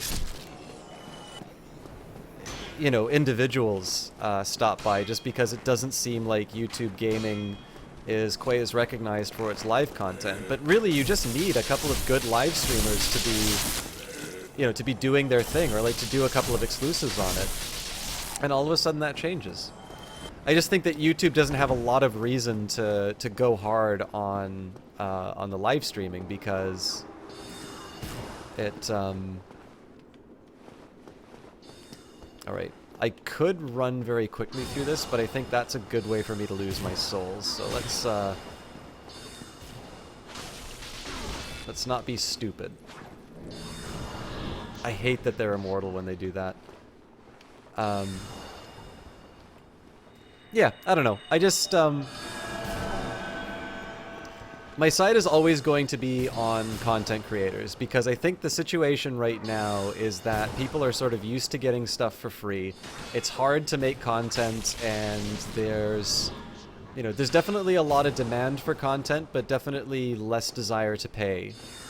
And it's definitely making things difficult for some people. Ooh, that was a lot of souls I almost just lost there. Oh, you're kidding me!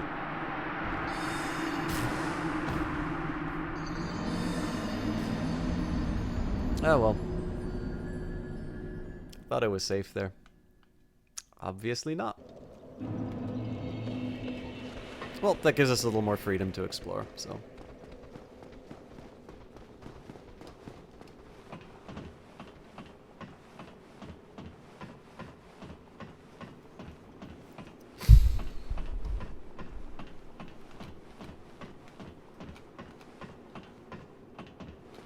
Actually, just... I'm a little curious. Oh,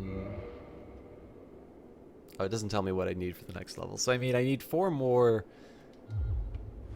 I need 4 more strength to start wielding this great club.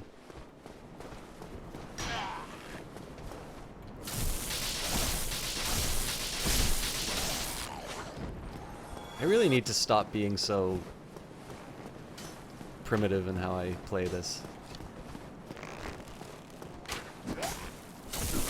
I just do stuff that, you know, like, costs me an Estus Flask, and I'm just trying to think of how many times I've died, because, like, there's no reason why I should be healing here, right? These are very easy enemies that I could take out, but because I'm impatient, I wind up paying for it.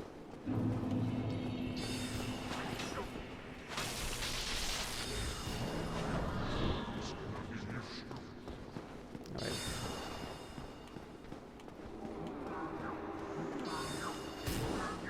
But yeah, so it's, I mean, in a lot of ways, it's very tough to make content right now.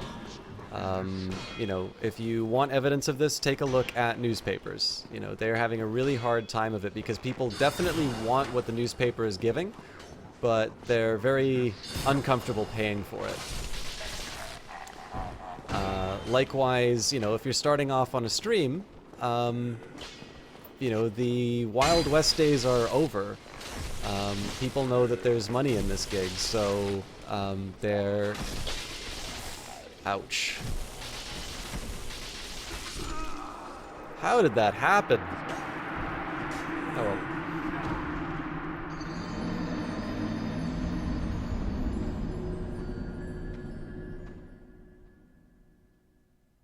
Yeah, well, I mean, Phantom Club, sorry, I wasn't paying that close attention to chat because I was being dumb. Definitely, if a competition comes in, then they need, you know, you'd think that they need to improve. But the big thing, what's happening right now with Twitch is because they know they have a larger live user base and they're able to dangle that carrot of partnership in front of people, they can actually get away with providing substandard service to unpartnered streamers.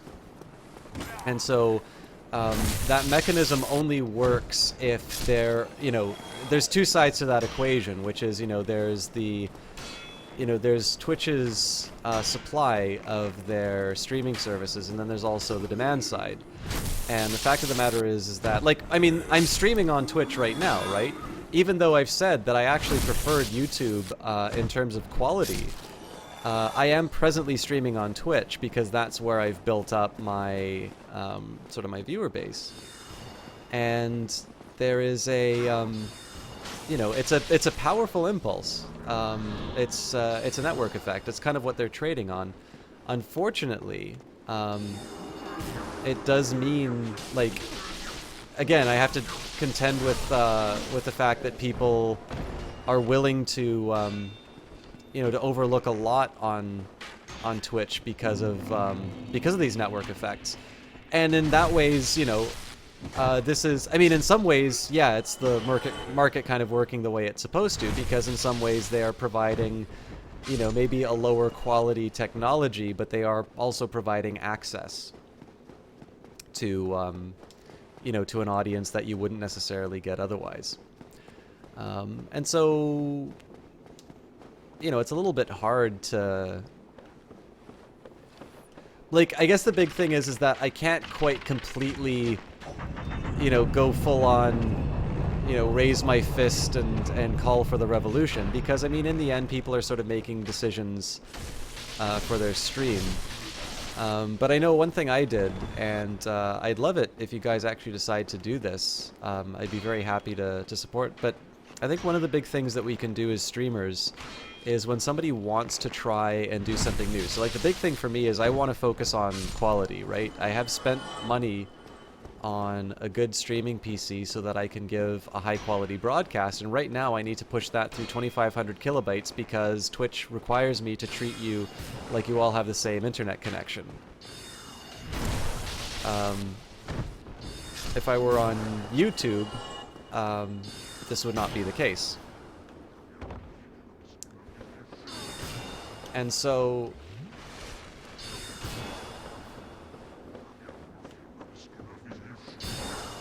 one of the things that I want to do is whenever somebody wants to, like, so if somebody's thinking about trying a rival service, I would like to make that transition a bit easier for them. So I kind of said there was just a blanket, and not endorsement, but like a blanket you know, shout out that I would give that anybody who wanted to start streaming on YouTube, you know, to get over that fear that nobody would show up, I want to very specifically shout out the people who are trying alternative platforms with a mind to putting on a better cast. Because I think one of the things that you can do to sort of ease that transition is to give people, you know, give people support when they're trying something new. It's something I like to see, right? I like, here's a great example, W. Shan's channel. I really enjoy watching W. Shan because he's trying something new. It's not just, you know, a guy sitting in front of a computer playing video games all day. He's trying out different game shows, different formats. They're really good ideas. And some of them hit and some of them don't hit. But he innovates, and that's why I really enjoy watching that channel. And so one of the ways that I feel as, you know, can't really say as a broadcaster because my influence as a broadcaster isn't that large. But I just think that it would be nice to be able to support people who are taking a bit of a risk with their own cast and saying they're trying something new. Anyways, hey Abyss in the Holy, I saw your hi a little while ago, but I was monologuing. So first thing you've learned in college that's been relevant in conversation other than economics was this convo. Didn't know you were discussing this, just reading your post thoroughly on Slack. Well, thanks, Abyss in the Holy. Actually, I really appreciate you you taking the time to you know, to comment on it, because I unfortunately I got the impression that a lot of people voiced opinions on it, but I don't think they read it that thoroughly, because there's a lot of comments that I was reading in there which were sort of addressed by the post. The big point on it is it feels like people take it as being a, you know, an either-or proposition. You know, you have to be a YouTuber or you have to be a Twitch guy. I've never felt that. I still don't feel that. And it would just be nice. There's the Selkie. I can go back. Oh, I guess I need to find Logan again. All right, that's a mimic for sure. Run away! Oh, karate guy.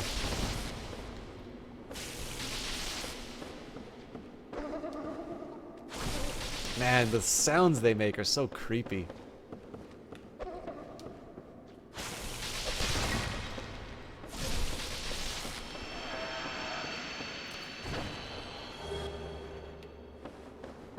But yeah, it's definitely not, it's a false dichotomy to say that it's only Twitch or YouTube. Obviously, you'll have a primary platform, sure, but I don't think there's any reason to say, you know, Twitch or bust, YouTube or bust. I think that's a little silly. You'd be fine with either so long as you get at least one person in your chat to talk to. Yeah. And I mean, I think part of this is just a... Like, I honestly feel that part of this is just a matter of leveling with your audience, saying is like, here's the kind of stream I'd like to... You know, here's the kind of stream I'd like to put on for you. Would you be willing to follow me over to this other platform? Now, clearly, you know, I said one of the appeals of YouTube is that you no longer need to treat your audience as this big homogeneous unit. You know, you can have transcode, so you can really focus on that high end and, you know, and put on the biggest show that you can. Oh god, I always hate fog gates. I'm so stressed out whenever I go behind them. I know this can't be Seath's area, but I don't know if I can get back there either, so I'm going to save this for a bit. But yeah, so like obviously some people are going to say, nah, you know, I'm just on here for Twitch. And I mean, I hate to say this, but in some cases this is just an indication in terms of how much your audience is willing to, you know, how dedicated the audience is to the broadcast, right? Like, I get that there are some people who, you know, will watch me because I am what's available. And I'm happy to provide it. I'm happy to have them as viewers. But I'm not necessarily going to shape the format around them. Whereas there's some people who have been, like, really major, like, people I'd feel really bad if they stop coming to the stream. And I mean, one day they're going to stop coming because nothing lasts forever.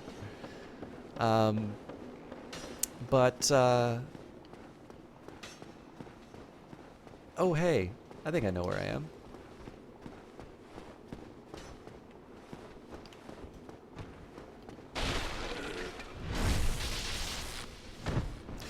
Yeah, like, these are the people I'd be a little bit more worried about. I think people maybe just get a little too...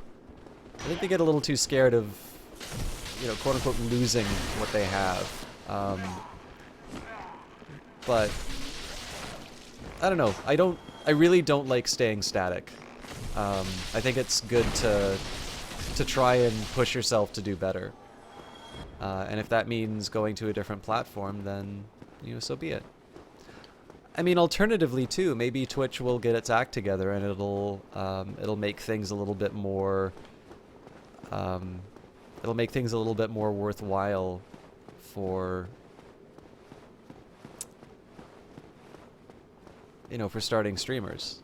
That would be an ideal for me for sure. Whether or not they actually do that, I don't know.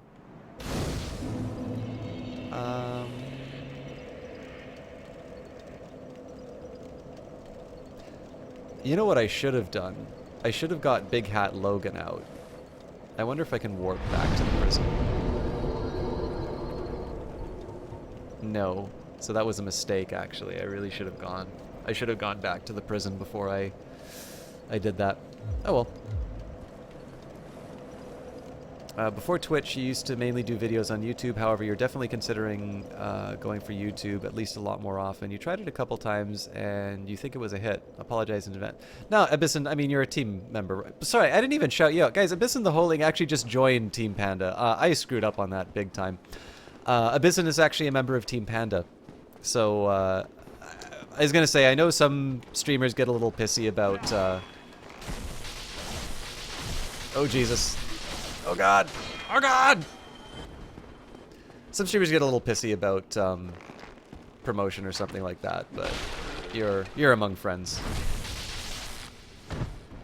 Actually, you know, maybe now's a good time because, as I always say, I try to be on top of the shoutouts and that. But maybe, as always, I like to take a second, even if you're lurking right now. One, I'd love to get a chance to say hello to you individually. But for those of you who are streamers out there, I have had the great benefit of a lot of people help me get started, and I have the benefit of a really wonderful audience who has been supportive, especially when I haven't been, you know, on point with my commentary or my cast. And so the very least that I can do is kind of pay that forward, and more importantly, introduce you to people who might be really interested in checking out your cast. I know I've had the great fortune of having people who like checking out new casts and are quite active in participating in these kinds of communities.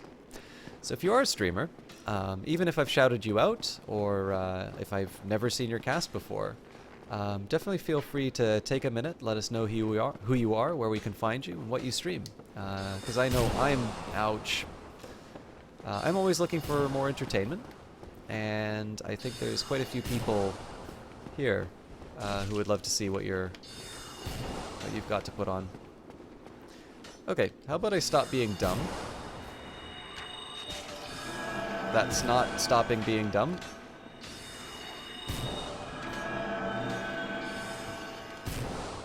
Okay, you only YOLO once.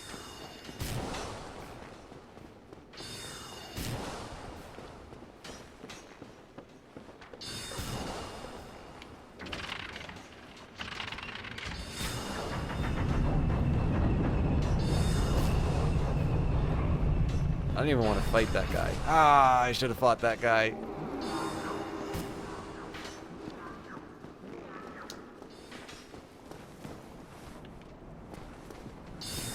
Can I get away with a heal? Indeed I can.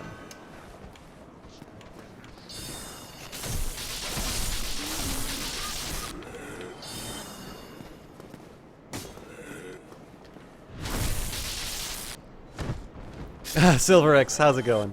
I love that dance except for the fact that the guy always winds up killing me, so...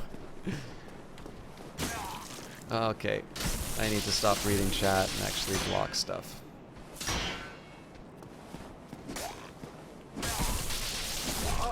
You know what? Screw it.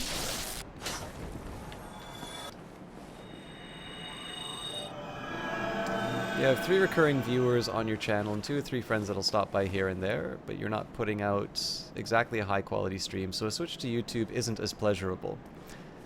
Yep. I mean, another reason you may find YouTube worthwhile is that it is a slightly more efficient procedure for archiving. I don't really need to worry about, hey, my shadow's in the middle of the...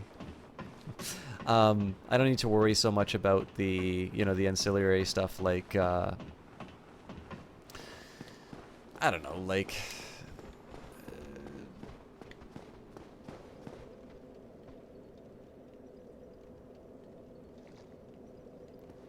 yeah, by all means, go ahead and do it. So, it's kind of...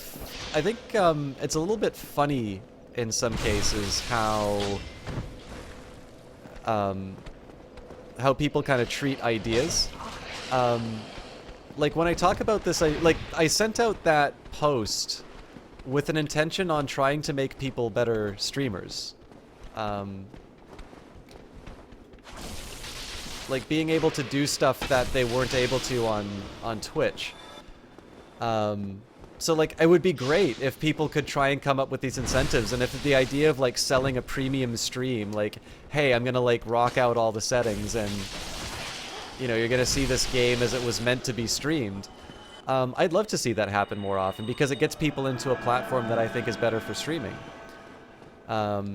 You know, the one thing that kind of got me a little annoyed, somebody pointed out that somebody sort of lifted the 3-word story that I did for Clara a couple of times. Basically just lifted that idea completely. No attribution.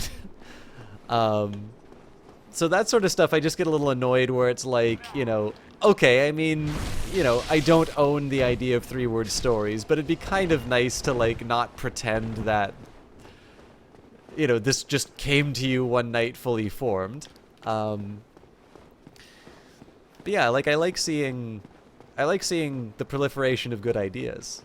So if the idea of a premium stream turns out to be a good idea, I think it would be nice to see more streamers try it out.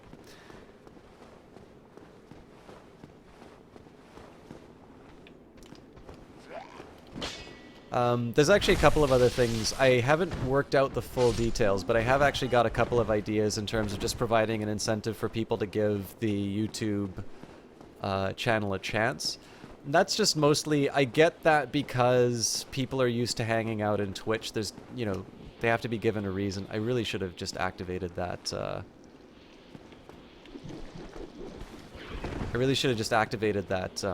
siren again, but I think we can get through this.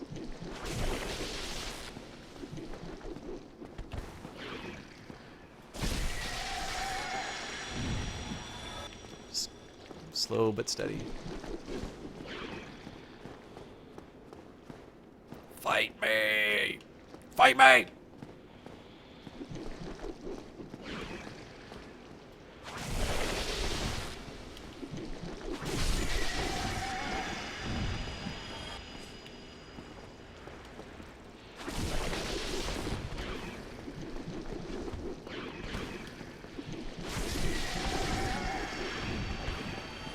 So one of these things could use a Chaos Firestorm? I don't actually have one.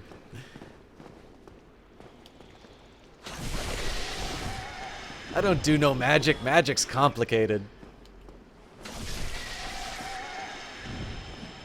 That's actually the next thing I should do in Souls. Pyromancies and sorceries.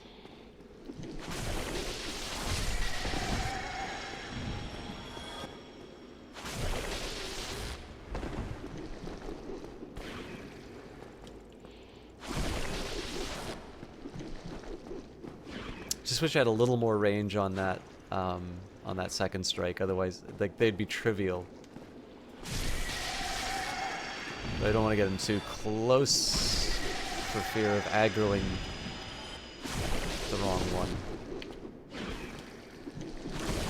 Run away! There we go. Miracles are an exemption? Yeah. I do like my heals. Although the first time I played this, I didn't even have miracles. Thank you very much. I'm saved. That makes twice. I must be sure to repay you. I will visit the archives. If I discover any new spells, I shall share them with you. Prepare to be impressed by the onward march of sorcery. You know, last time you rewarded me, you Hello. said, "Sorry, Don't mind me. you're not smart enough for this." Go on ahead. I'll head out soon. I wish to lay down my plans before I visit the archives. Pay me. Hello. Don't mind me. Go on ahead. Pay I'll head out me. soon. I wish to lay down my plans before I visit the archives. Pay me.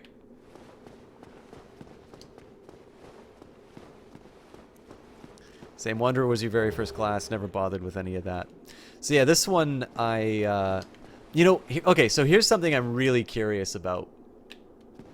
Every item has a reason for being here. So apparently, I don't know the lore reason, but there is a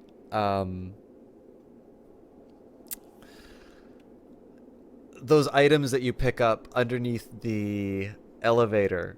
Apparently, there's a lore reason for them being there. There's a Firekeeper soul right here. I really want to know what the story is. What set of circumstances led a Firekeeper to wind up being in this prison and dying? I'm sure if I search online, there will be somebody to tell me that.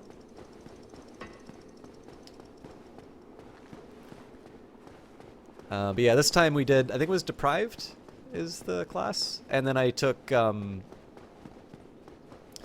remember what the very first item I took was, but this time I went for a skeleton key just because it seems like life gets a little bit easier with it.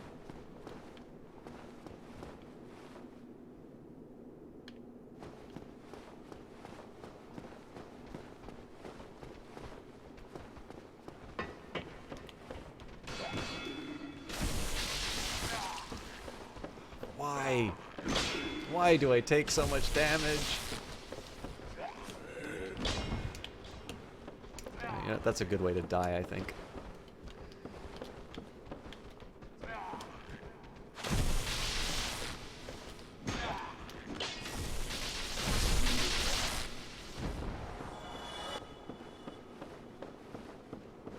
The Old Witch's Ring.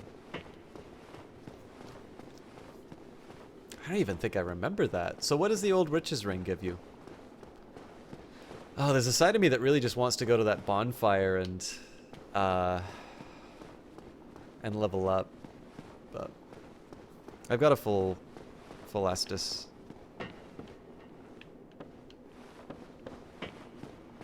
Location of that Firekeeper soul reminds you that you're definitely going to try and do a lore through when Dark Souls 3 comes out, looking at things from a thinking perspective. The Fair Lady? Oh my god. There's so much of this game I haven't done yet. Who's the Oh, wait a minute. Is that, like, Quelaag's sister? Is that who you're talking about? Yikes. Alright, let's just... Don't be a hero.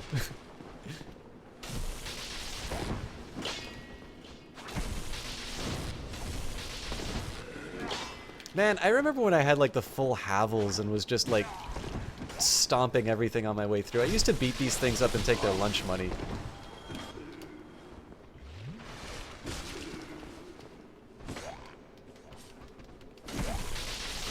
Damn you for being so short. This is horrible.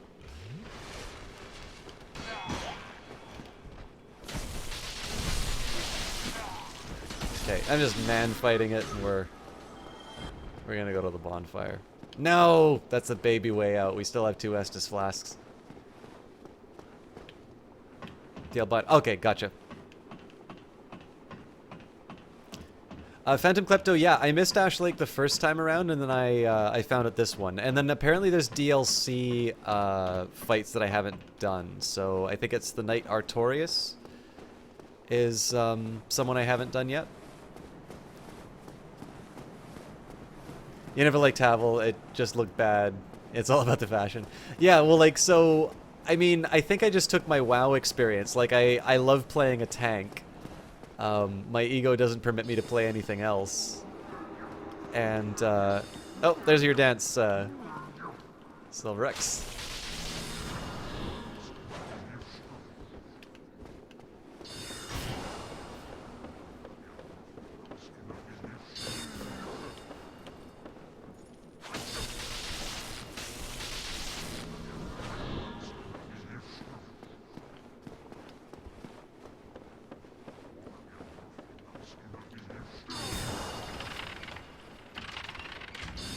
Since your first playthrough, you always play Deprived as class. Now, is this just a difficulty thing, or is this, it gives you more options? Because it felt like the Deprived started at a lower level, and I feel that gives you more options in terms of customizing your character.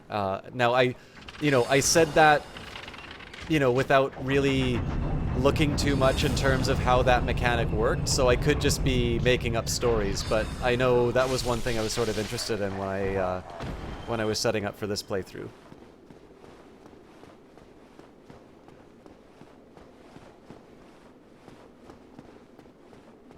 You love playing Spell Sword. Oh, neat. Yeah, so I mean, like, the big one for me is that I really didn't get dodging. I didn't appreciate that there were differences between, like, the fat roll and stuff like that.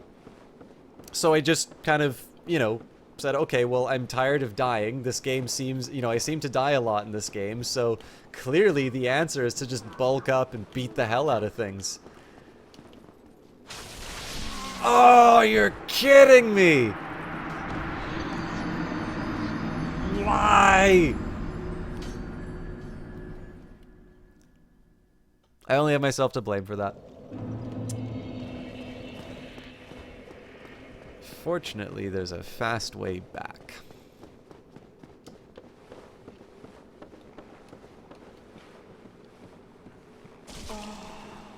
Of course I'm taking arrows to the throat. I will be a little salty if I wind up losing these souls. That will be a second time I've, like, lost a full level to stupid behavior.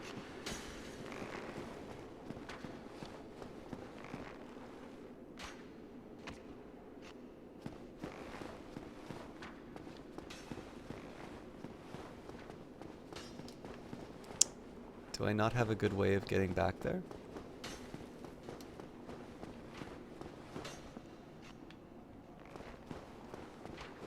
Oh, that's right. Okay.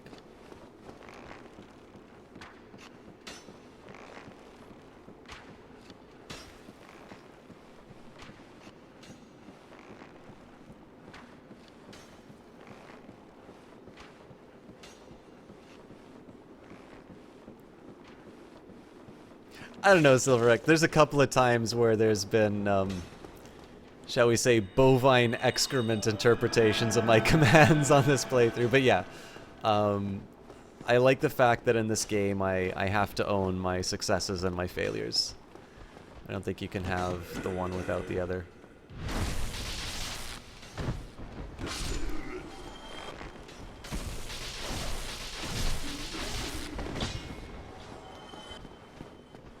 Hello. What do these guys drop? Just a longbow.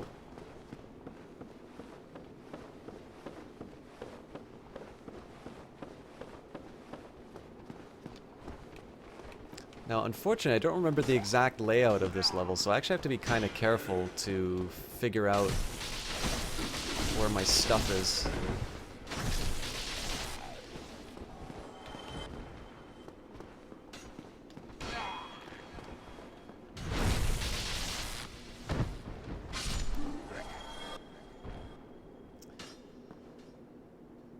Reminds you of those Silver Knight archers in Anor Londo? Oh god. I mean, we made okay-ish time when we did that on this stream. Why? Oh god, why?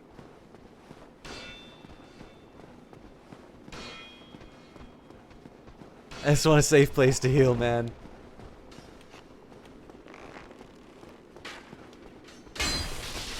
Oh, no, no, no. Screw you.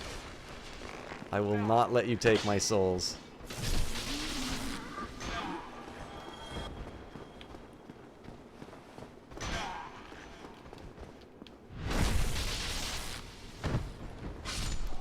Next on System Shock Drunk Souls, each death is punished with 15 shots of 100 proof alcohol.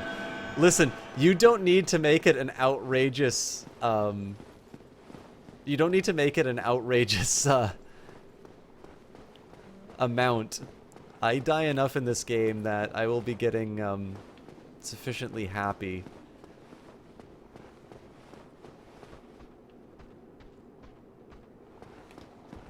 God, I really get turned around here. Without the extra encouragement.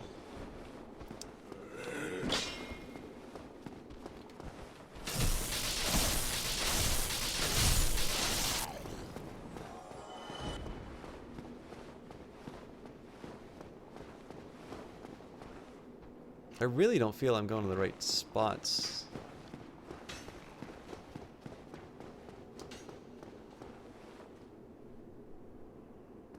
My brother was like, how long did it take you to get past the archers? You had no idea what he was talking about. Phantom, I kind of want to punch you for saying that.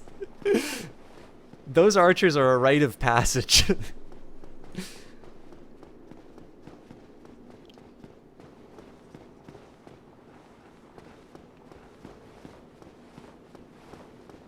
Okay, I gotta think. Oh, right. Okay, I think I know where I need to go.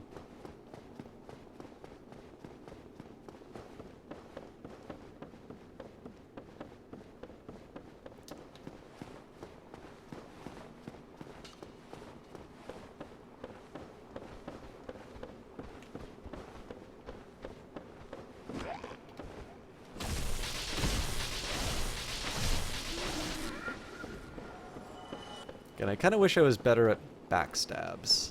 Okay. Alright, I really hate that you're blocking my souls. That's a dick move.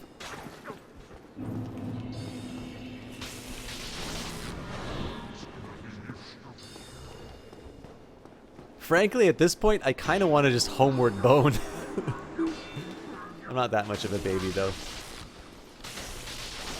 And your dance is stupid. And you? Good lord, I hate you. Okay.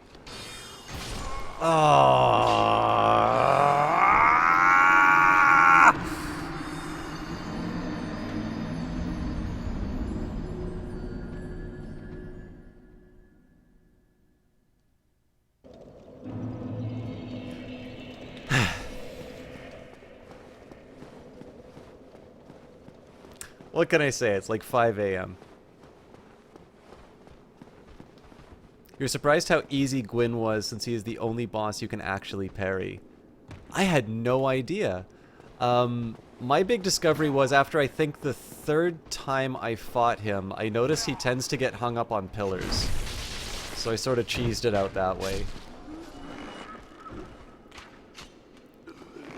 Again, Gwyn was somebody who I found, before I found the pillar cheese, I found him a little difficult because of my slow movement.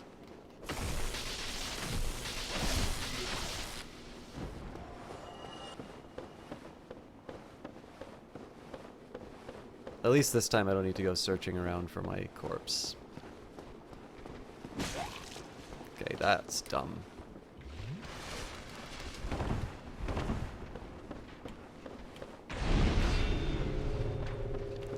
Man, I've set myself up for a world of pain. Just take the souls and run.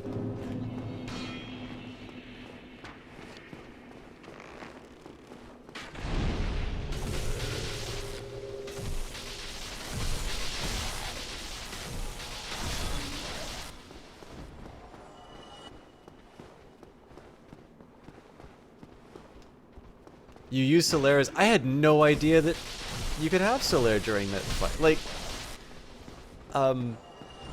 apologies to those who have not played Dark Souls, but like, I didn't even know, like, I thought, like, he was supposed to fall, like, he was supposed to go hollow.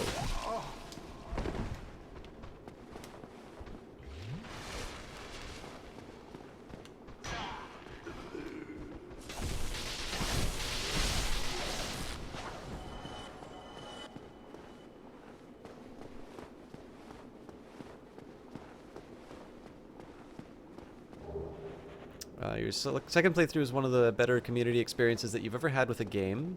Found some random online, and we literally played through the whole thing together, taking turns helping each other. That's really cool. I've noticed, I don't know if this is a Steam thing or a Firewall thing or something like that, but whenever I try to do co-op stuff, I get a lot of can't establish connection problems. I'd love to help people out with the game. I think it'd just be very interesting. Like, I have a lot of computer NPCs who've helped me out with things. But it'd be a very interesting dynamic to play it with another player. Because, like, the computer NPCs are utterly selfless, right? They will gladly sacrifice their life to, you know, to take down the bad guy. But players have a little bit more of a survival instinct, and so they may be slightly less reliable allies, which I think is a neat dynamic. There is a happy ending to this game that has a lot to do with Solaire. See, I knew there were multiple endings, but I thought the decision was to ignite. Is it ignite the? There's like, is it the first flame or whatever it's called? Anyways, you light the fire and are consumed. Well, sorry, you burn but are not consumed, I think is the idea. And then I think I believe you have the option of like walking away, but there's another ending related to Solaire. I don't really care that much about spoilers in that, so if you want to share it, by all means. But if you want me to experience that myself, I am inclined to give it a try. Oh yes, I think I remember this spot.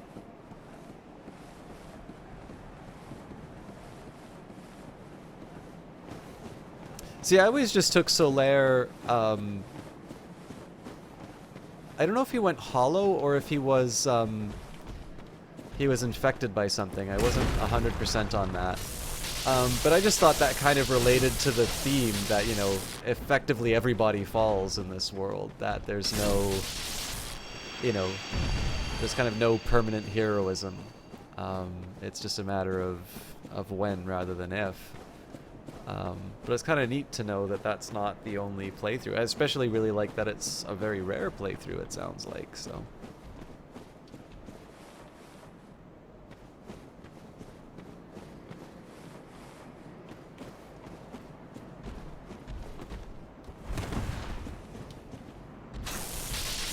Look at you and your fancy magics. Go cast them somewhere else.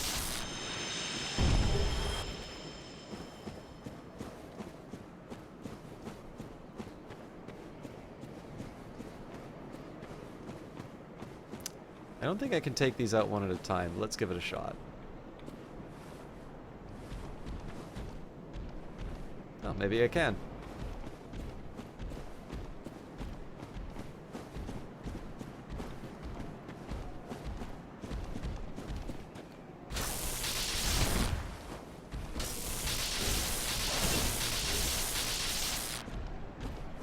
I love when I get like tired and I haven't delivered the killing blow. It's kind of like, oh, sorry about that. Maybe we can talk this out.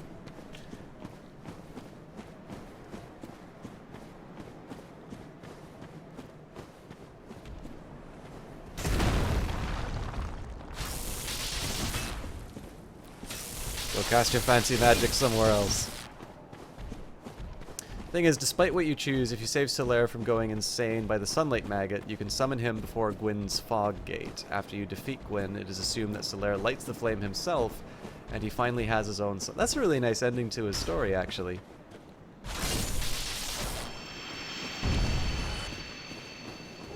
I'm actually a little curious as well what that means. So it seemed like your character was supposed to be unique, you know, in terms of what... Frampt tells you. It seems like you're sort of alone in this, and yet Solaire's ability to light the fire. He that this isn't this apparently isn't a unique role. I'm a little curious as to what happens to you though in that ending. Yeah, thanks for sharing that, by the way, SilverX. I'm gonna have to look into it. This is one thing, I'm not entirely sure that the story of this game is, you know, my favorite. That's not to say it's a bad one. I just, like, in the end, I don't really think there's a whole lot there. But the idea of lore, you know, this atmosphere that it's created, is very interesting to me. I really like the attention that they put into it.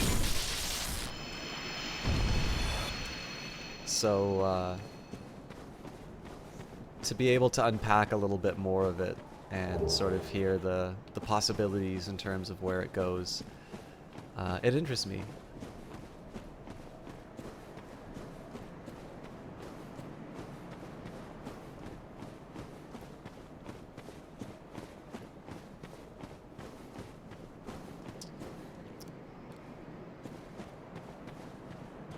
Oh, I remember this part.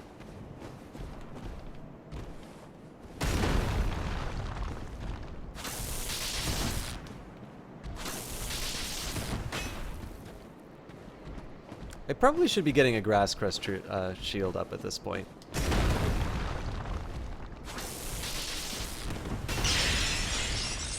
Both endings are quite depressing because if you light the flame, you are only denying the inevitable of a dying world, plus the fact that you killed most of the gods. Of course, I'm not entirely sure the gods are worth saving at the point that you find them.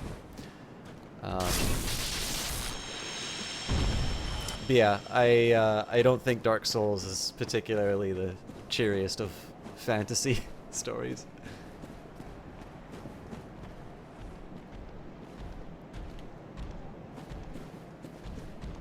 Uh-oh. Haha!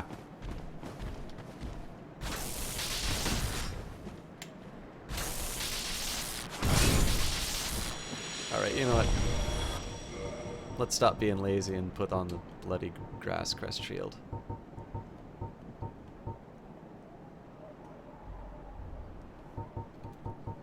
I do believe we have a Rage Panda Pajamas who just retweeted me. And I hope that means that she's going to be stopping by the stream.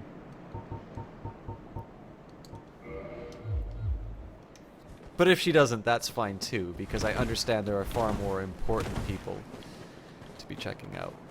Alright, now, if I'm not mistaken, I am on the verge of going to a spot that drove me insane.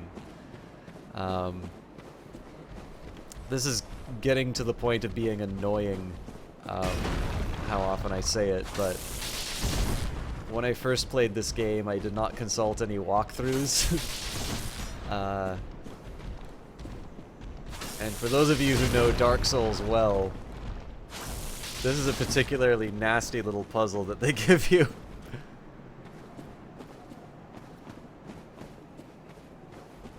Yep. You have no idea how long it took me to figure out the invisible floors.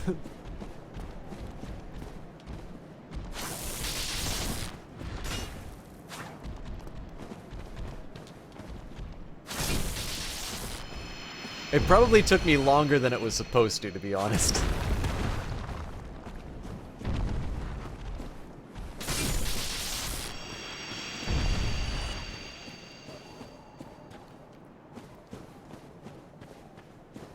But yeah, I think eventually you eventually used arrows to find your way. Oh, that's a really creative solution. Yeah, for me, like, it eventually just took me the realization that imminent sorrow.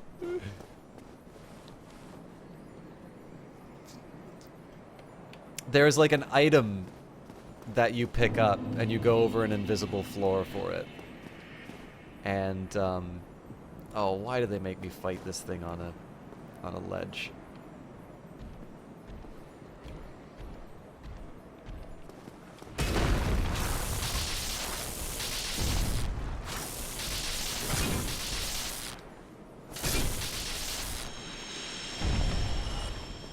So eventually I put two and two together and I realized there were like little snowflakes that were falling on it. And that was the tell. But I can't remember how many times I plummeted to my death trying to figure that out. Again, beautiful level design though. And you watch out for the clam. Oh god, the clams! I think I could find the spot where I first figured. So, you know, now realizing, like, this is the first time that you see this stuff fall. Okay, well, this has just made it trivial. Man, I wish these were here when I did it. But, like, what you do is, like, you see this stuff drop, and it really indicates that there's a floor here. Here, so.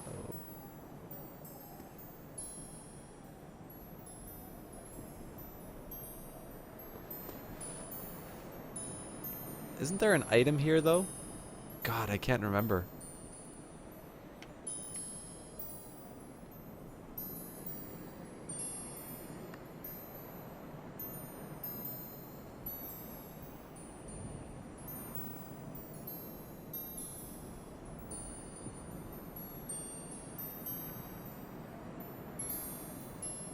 I'm not going to risk it because I've got a fairly substantial number of souls right now.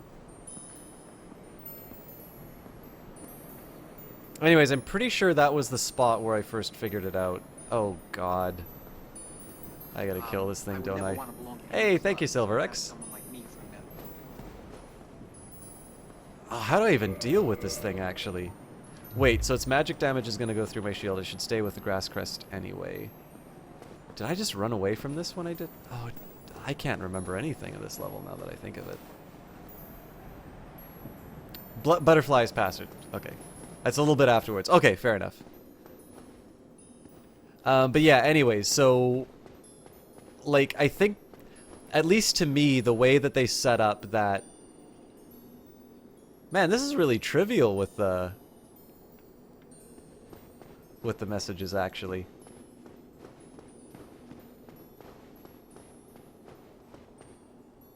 Just admire the view.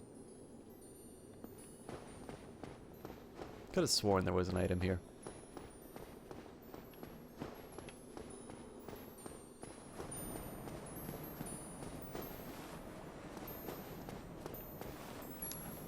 All right.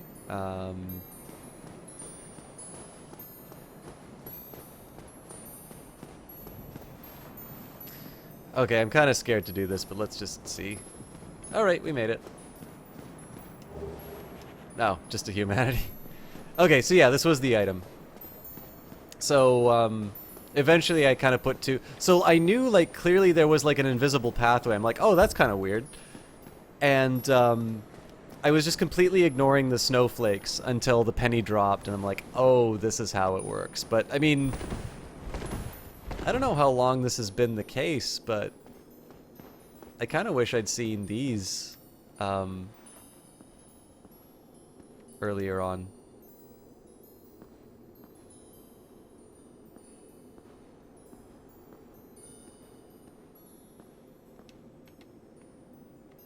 I guess maybe that's the other way that the designers figured it, is that people would help each other out.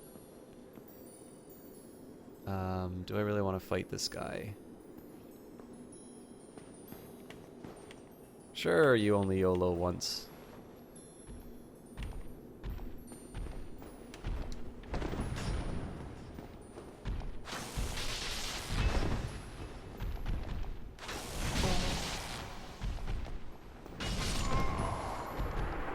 Well then. I thought I hit dodge, but, you know, lesson learned.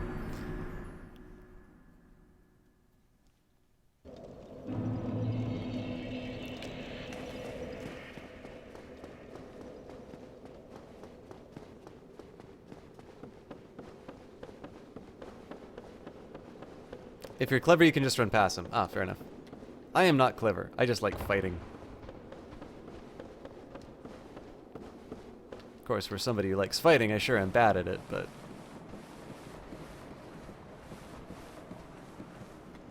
And if you kill him, it will not respawn. Ah, okay. Yeah, I definitely want to kill him then.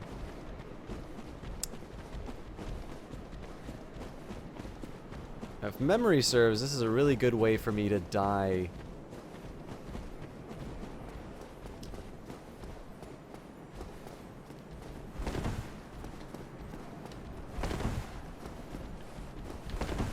Come on, game. Thanks.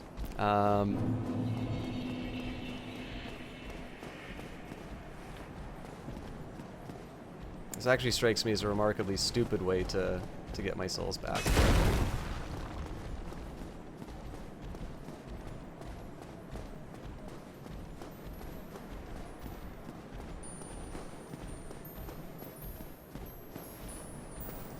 That was close.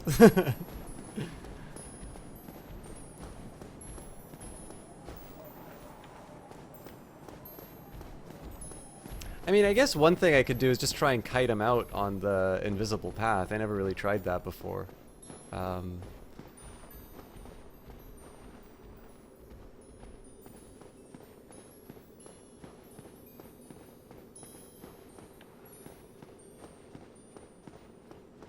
Fight me!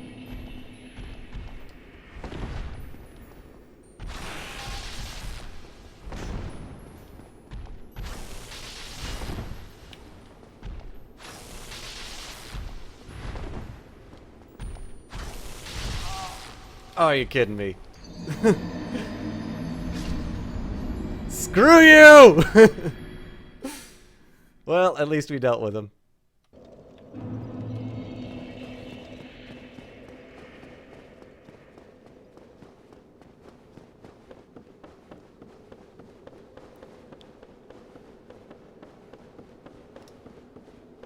Yeah, all according to plan. I'm using my indirect immortality to to take him out.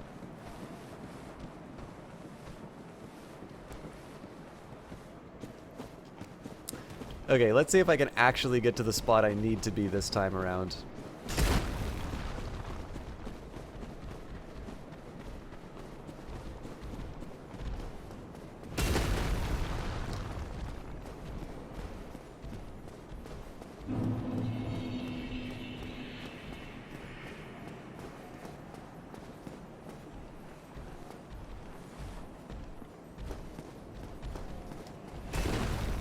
Fight me IRL, caveman.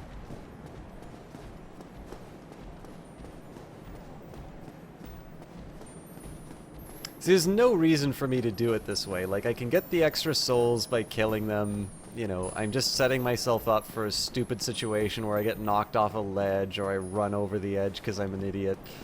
But, I don't know.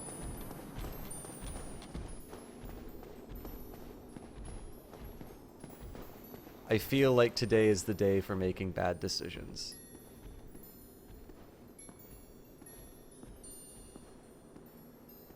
And yes, I realize this is a very babyish way of going down the invisible paths, but I don't know how wide they are.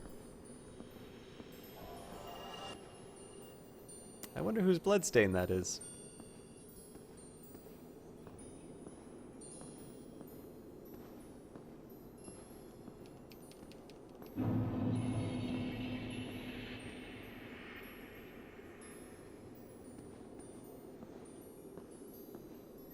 Yeah, exactly. I didn't even remember where the closest bonfire is.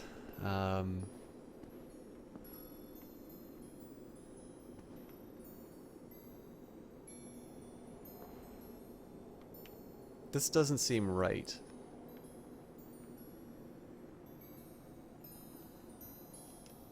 See, it says path, but I don't actually see any snowflakes. Or are these...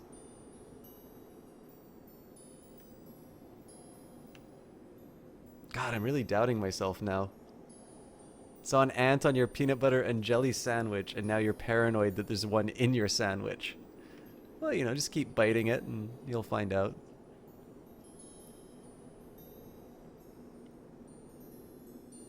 I mean, I'll risk it?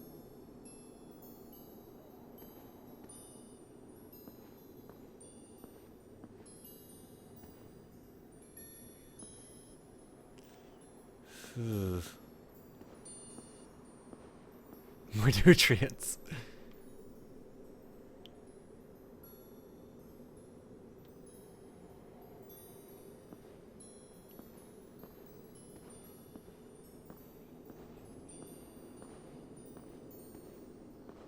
Huh.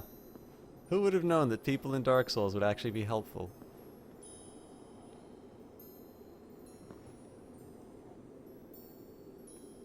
Alright, Crystal Man. Just you and me. Mano a mano. Fight me!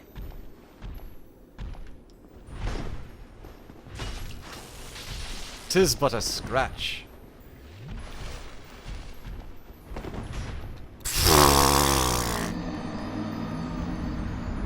What an idiot! What an idiot!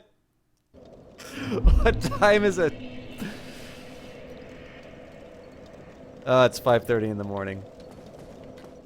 Alright.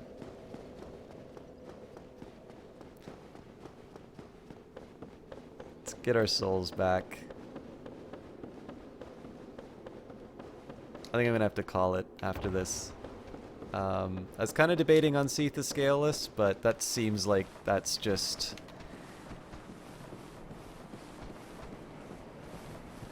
That just seems like a really good way to wind up streaming, like, halfway into tomorrow afternoon. Not that I mind, but I'm at the 3-hour mark, which is longer than I was planning anyway, so... It's really nice to have so many people in the channel, though. Obviously, this is relative terms. I'm sure for a Dark Souls channel, it's not all that impressive, but anytime we hit double digits, I say that is a good night. I also don't really feel like I've been given that much as far as commentary. I mean, I kind of like sharing the experience. It was really neat to get here, just so I can talk about how hard that was. I don't remember if I had, like, online disabled, or maybe there was, like, some of my firewall issues or something like that, but it really feels sort of trivialized when you can see the, letters from people. But, I don't know, it's kind of nice to... Hey, Conrad Shadow Forever. It's 8:30 here, you don't even know if you should sleep. I always recommend sleeping, even if it's just a nap.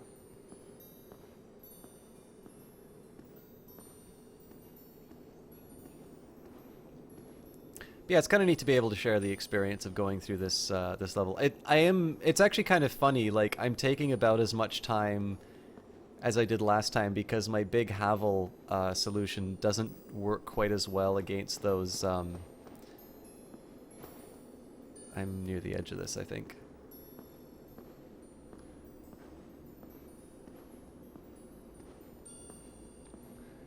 Doesn't work quite as well. Oh man, that's really close.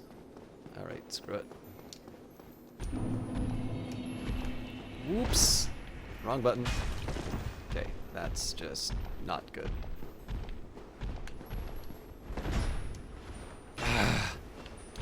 Drink your flask, thank you. Okay, now I really don't know where I'm going. Back up. Well then. Can I convince you to fall off is the real question.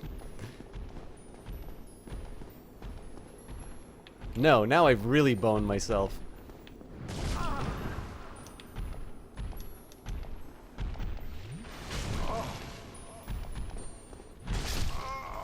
Oh my god, that's gonna be so hard to get. Why did I just stand there and take... Okay, you know what I need to do is I need to take these souls, I need to homeward bone, and I just need to take that extra... strength. I have a speech and a PowerPoint to make today. May as well sleep all day. I don't know, how much of the speech have you got done? I'm not entirely sure what I was thinking during that fight. It's not like I did any damage to him. I was just kind of standing around waiting for him to hit me.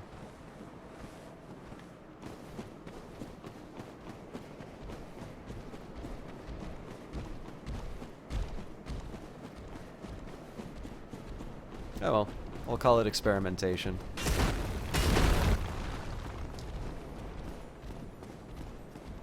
None of it?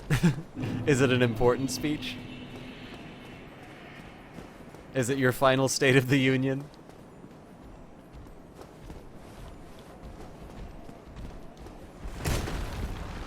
Do America's best days lie ahead of it?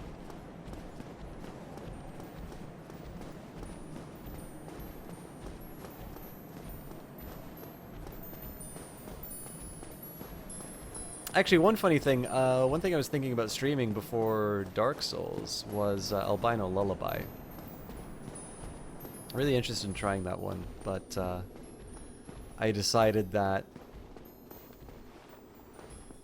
flogging myself and saying the name of my Lord and Savior in the form of Dark Souls was the better path. Okay, that seems like a fairly reasonable path.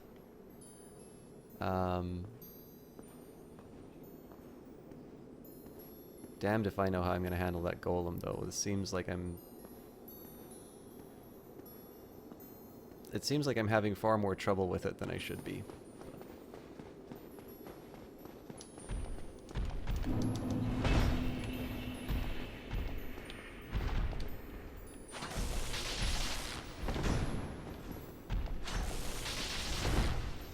Okay, rinse and repeat.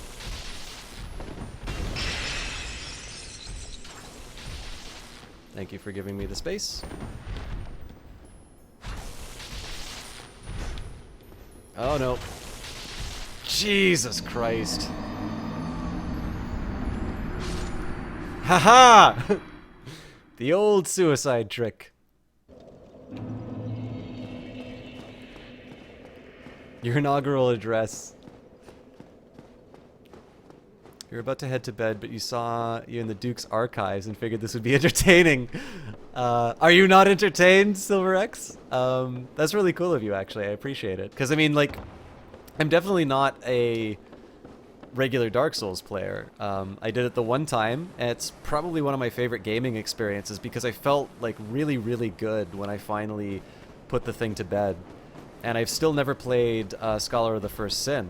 I'm really looking forward to playing it. Now, I didn't appreciate that Dark Souls 3 was coming out so quickly. I probably won't play that right away. I'm not really in a position where I can just, like, you know, get a new release straight off the bat. You know, I thought it would be fun to kind of share the experience as close as I could make it to me. Oh no! Jesus. Alright. Well, that is why we take our time.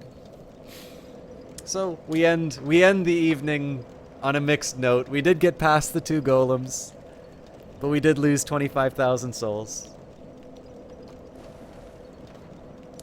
Let's take a look at what we've got. So we need 3 more strength. That's about 25 each. What do we have in our inventory?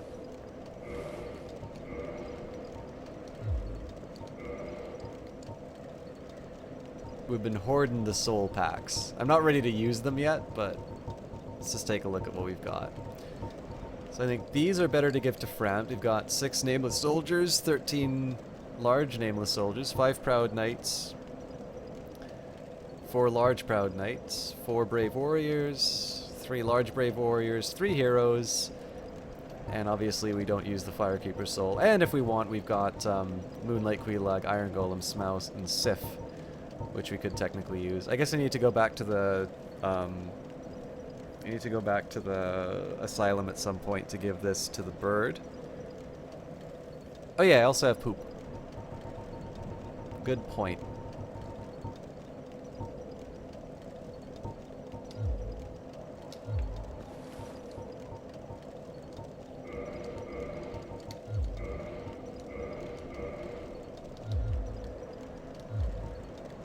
I don't know, I haven't been doing that section very well, anyway.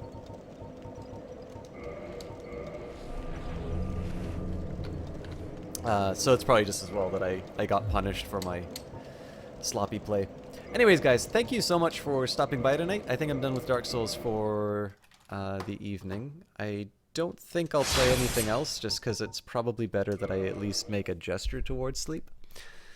But let me just take a quick look and see who is online so I can leave you off with a good evening.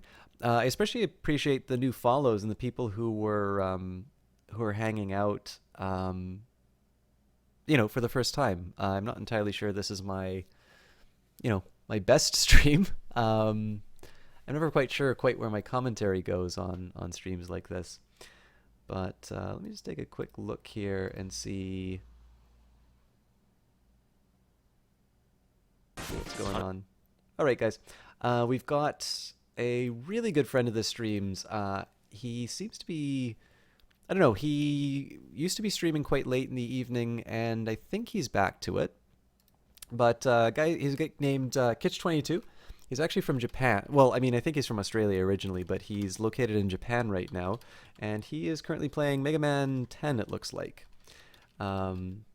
So I think I will host him for tonight if you guys are looking for any more entertainment. I think he's a really great guy. And the way we normally do raids here is we copy and paste "We're tired of system talk, heard this place was better." There is his link inside there. I will host him myself. I'd love it if you guys come by and check him out. He's a fellow teammate. I think a really entertaining streamer. I will only be hanging out for a little while myself because I definitely want to get some sleep. It's 5:30 in the morning. But at the very least, I've been blessed with having such a great audience tonight. Figured the very least we can do is send you off to somebody who I think is worth checking out. If that's the end of your evening, just like me, I thank you for spending the evening with me, and we'll hope to see you again next time.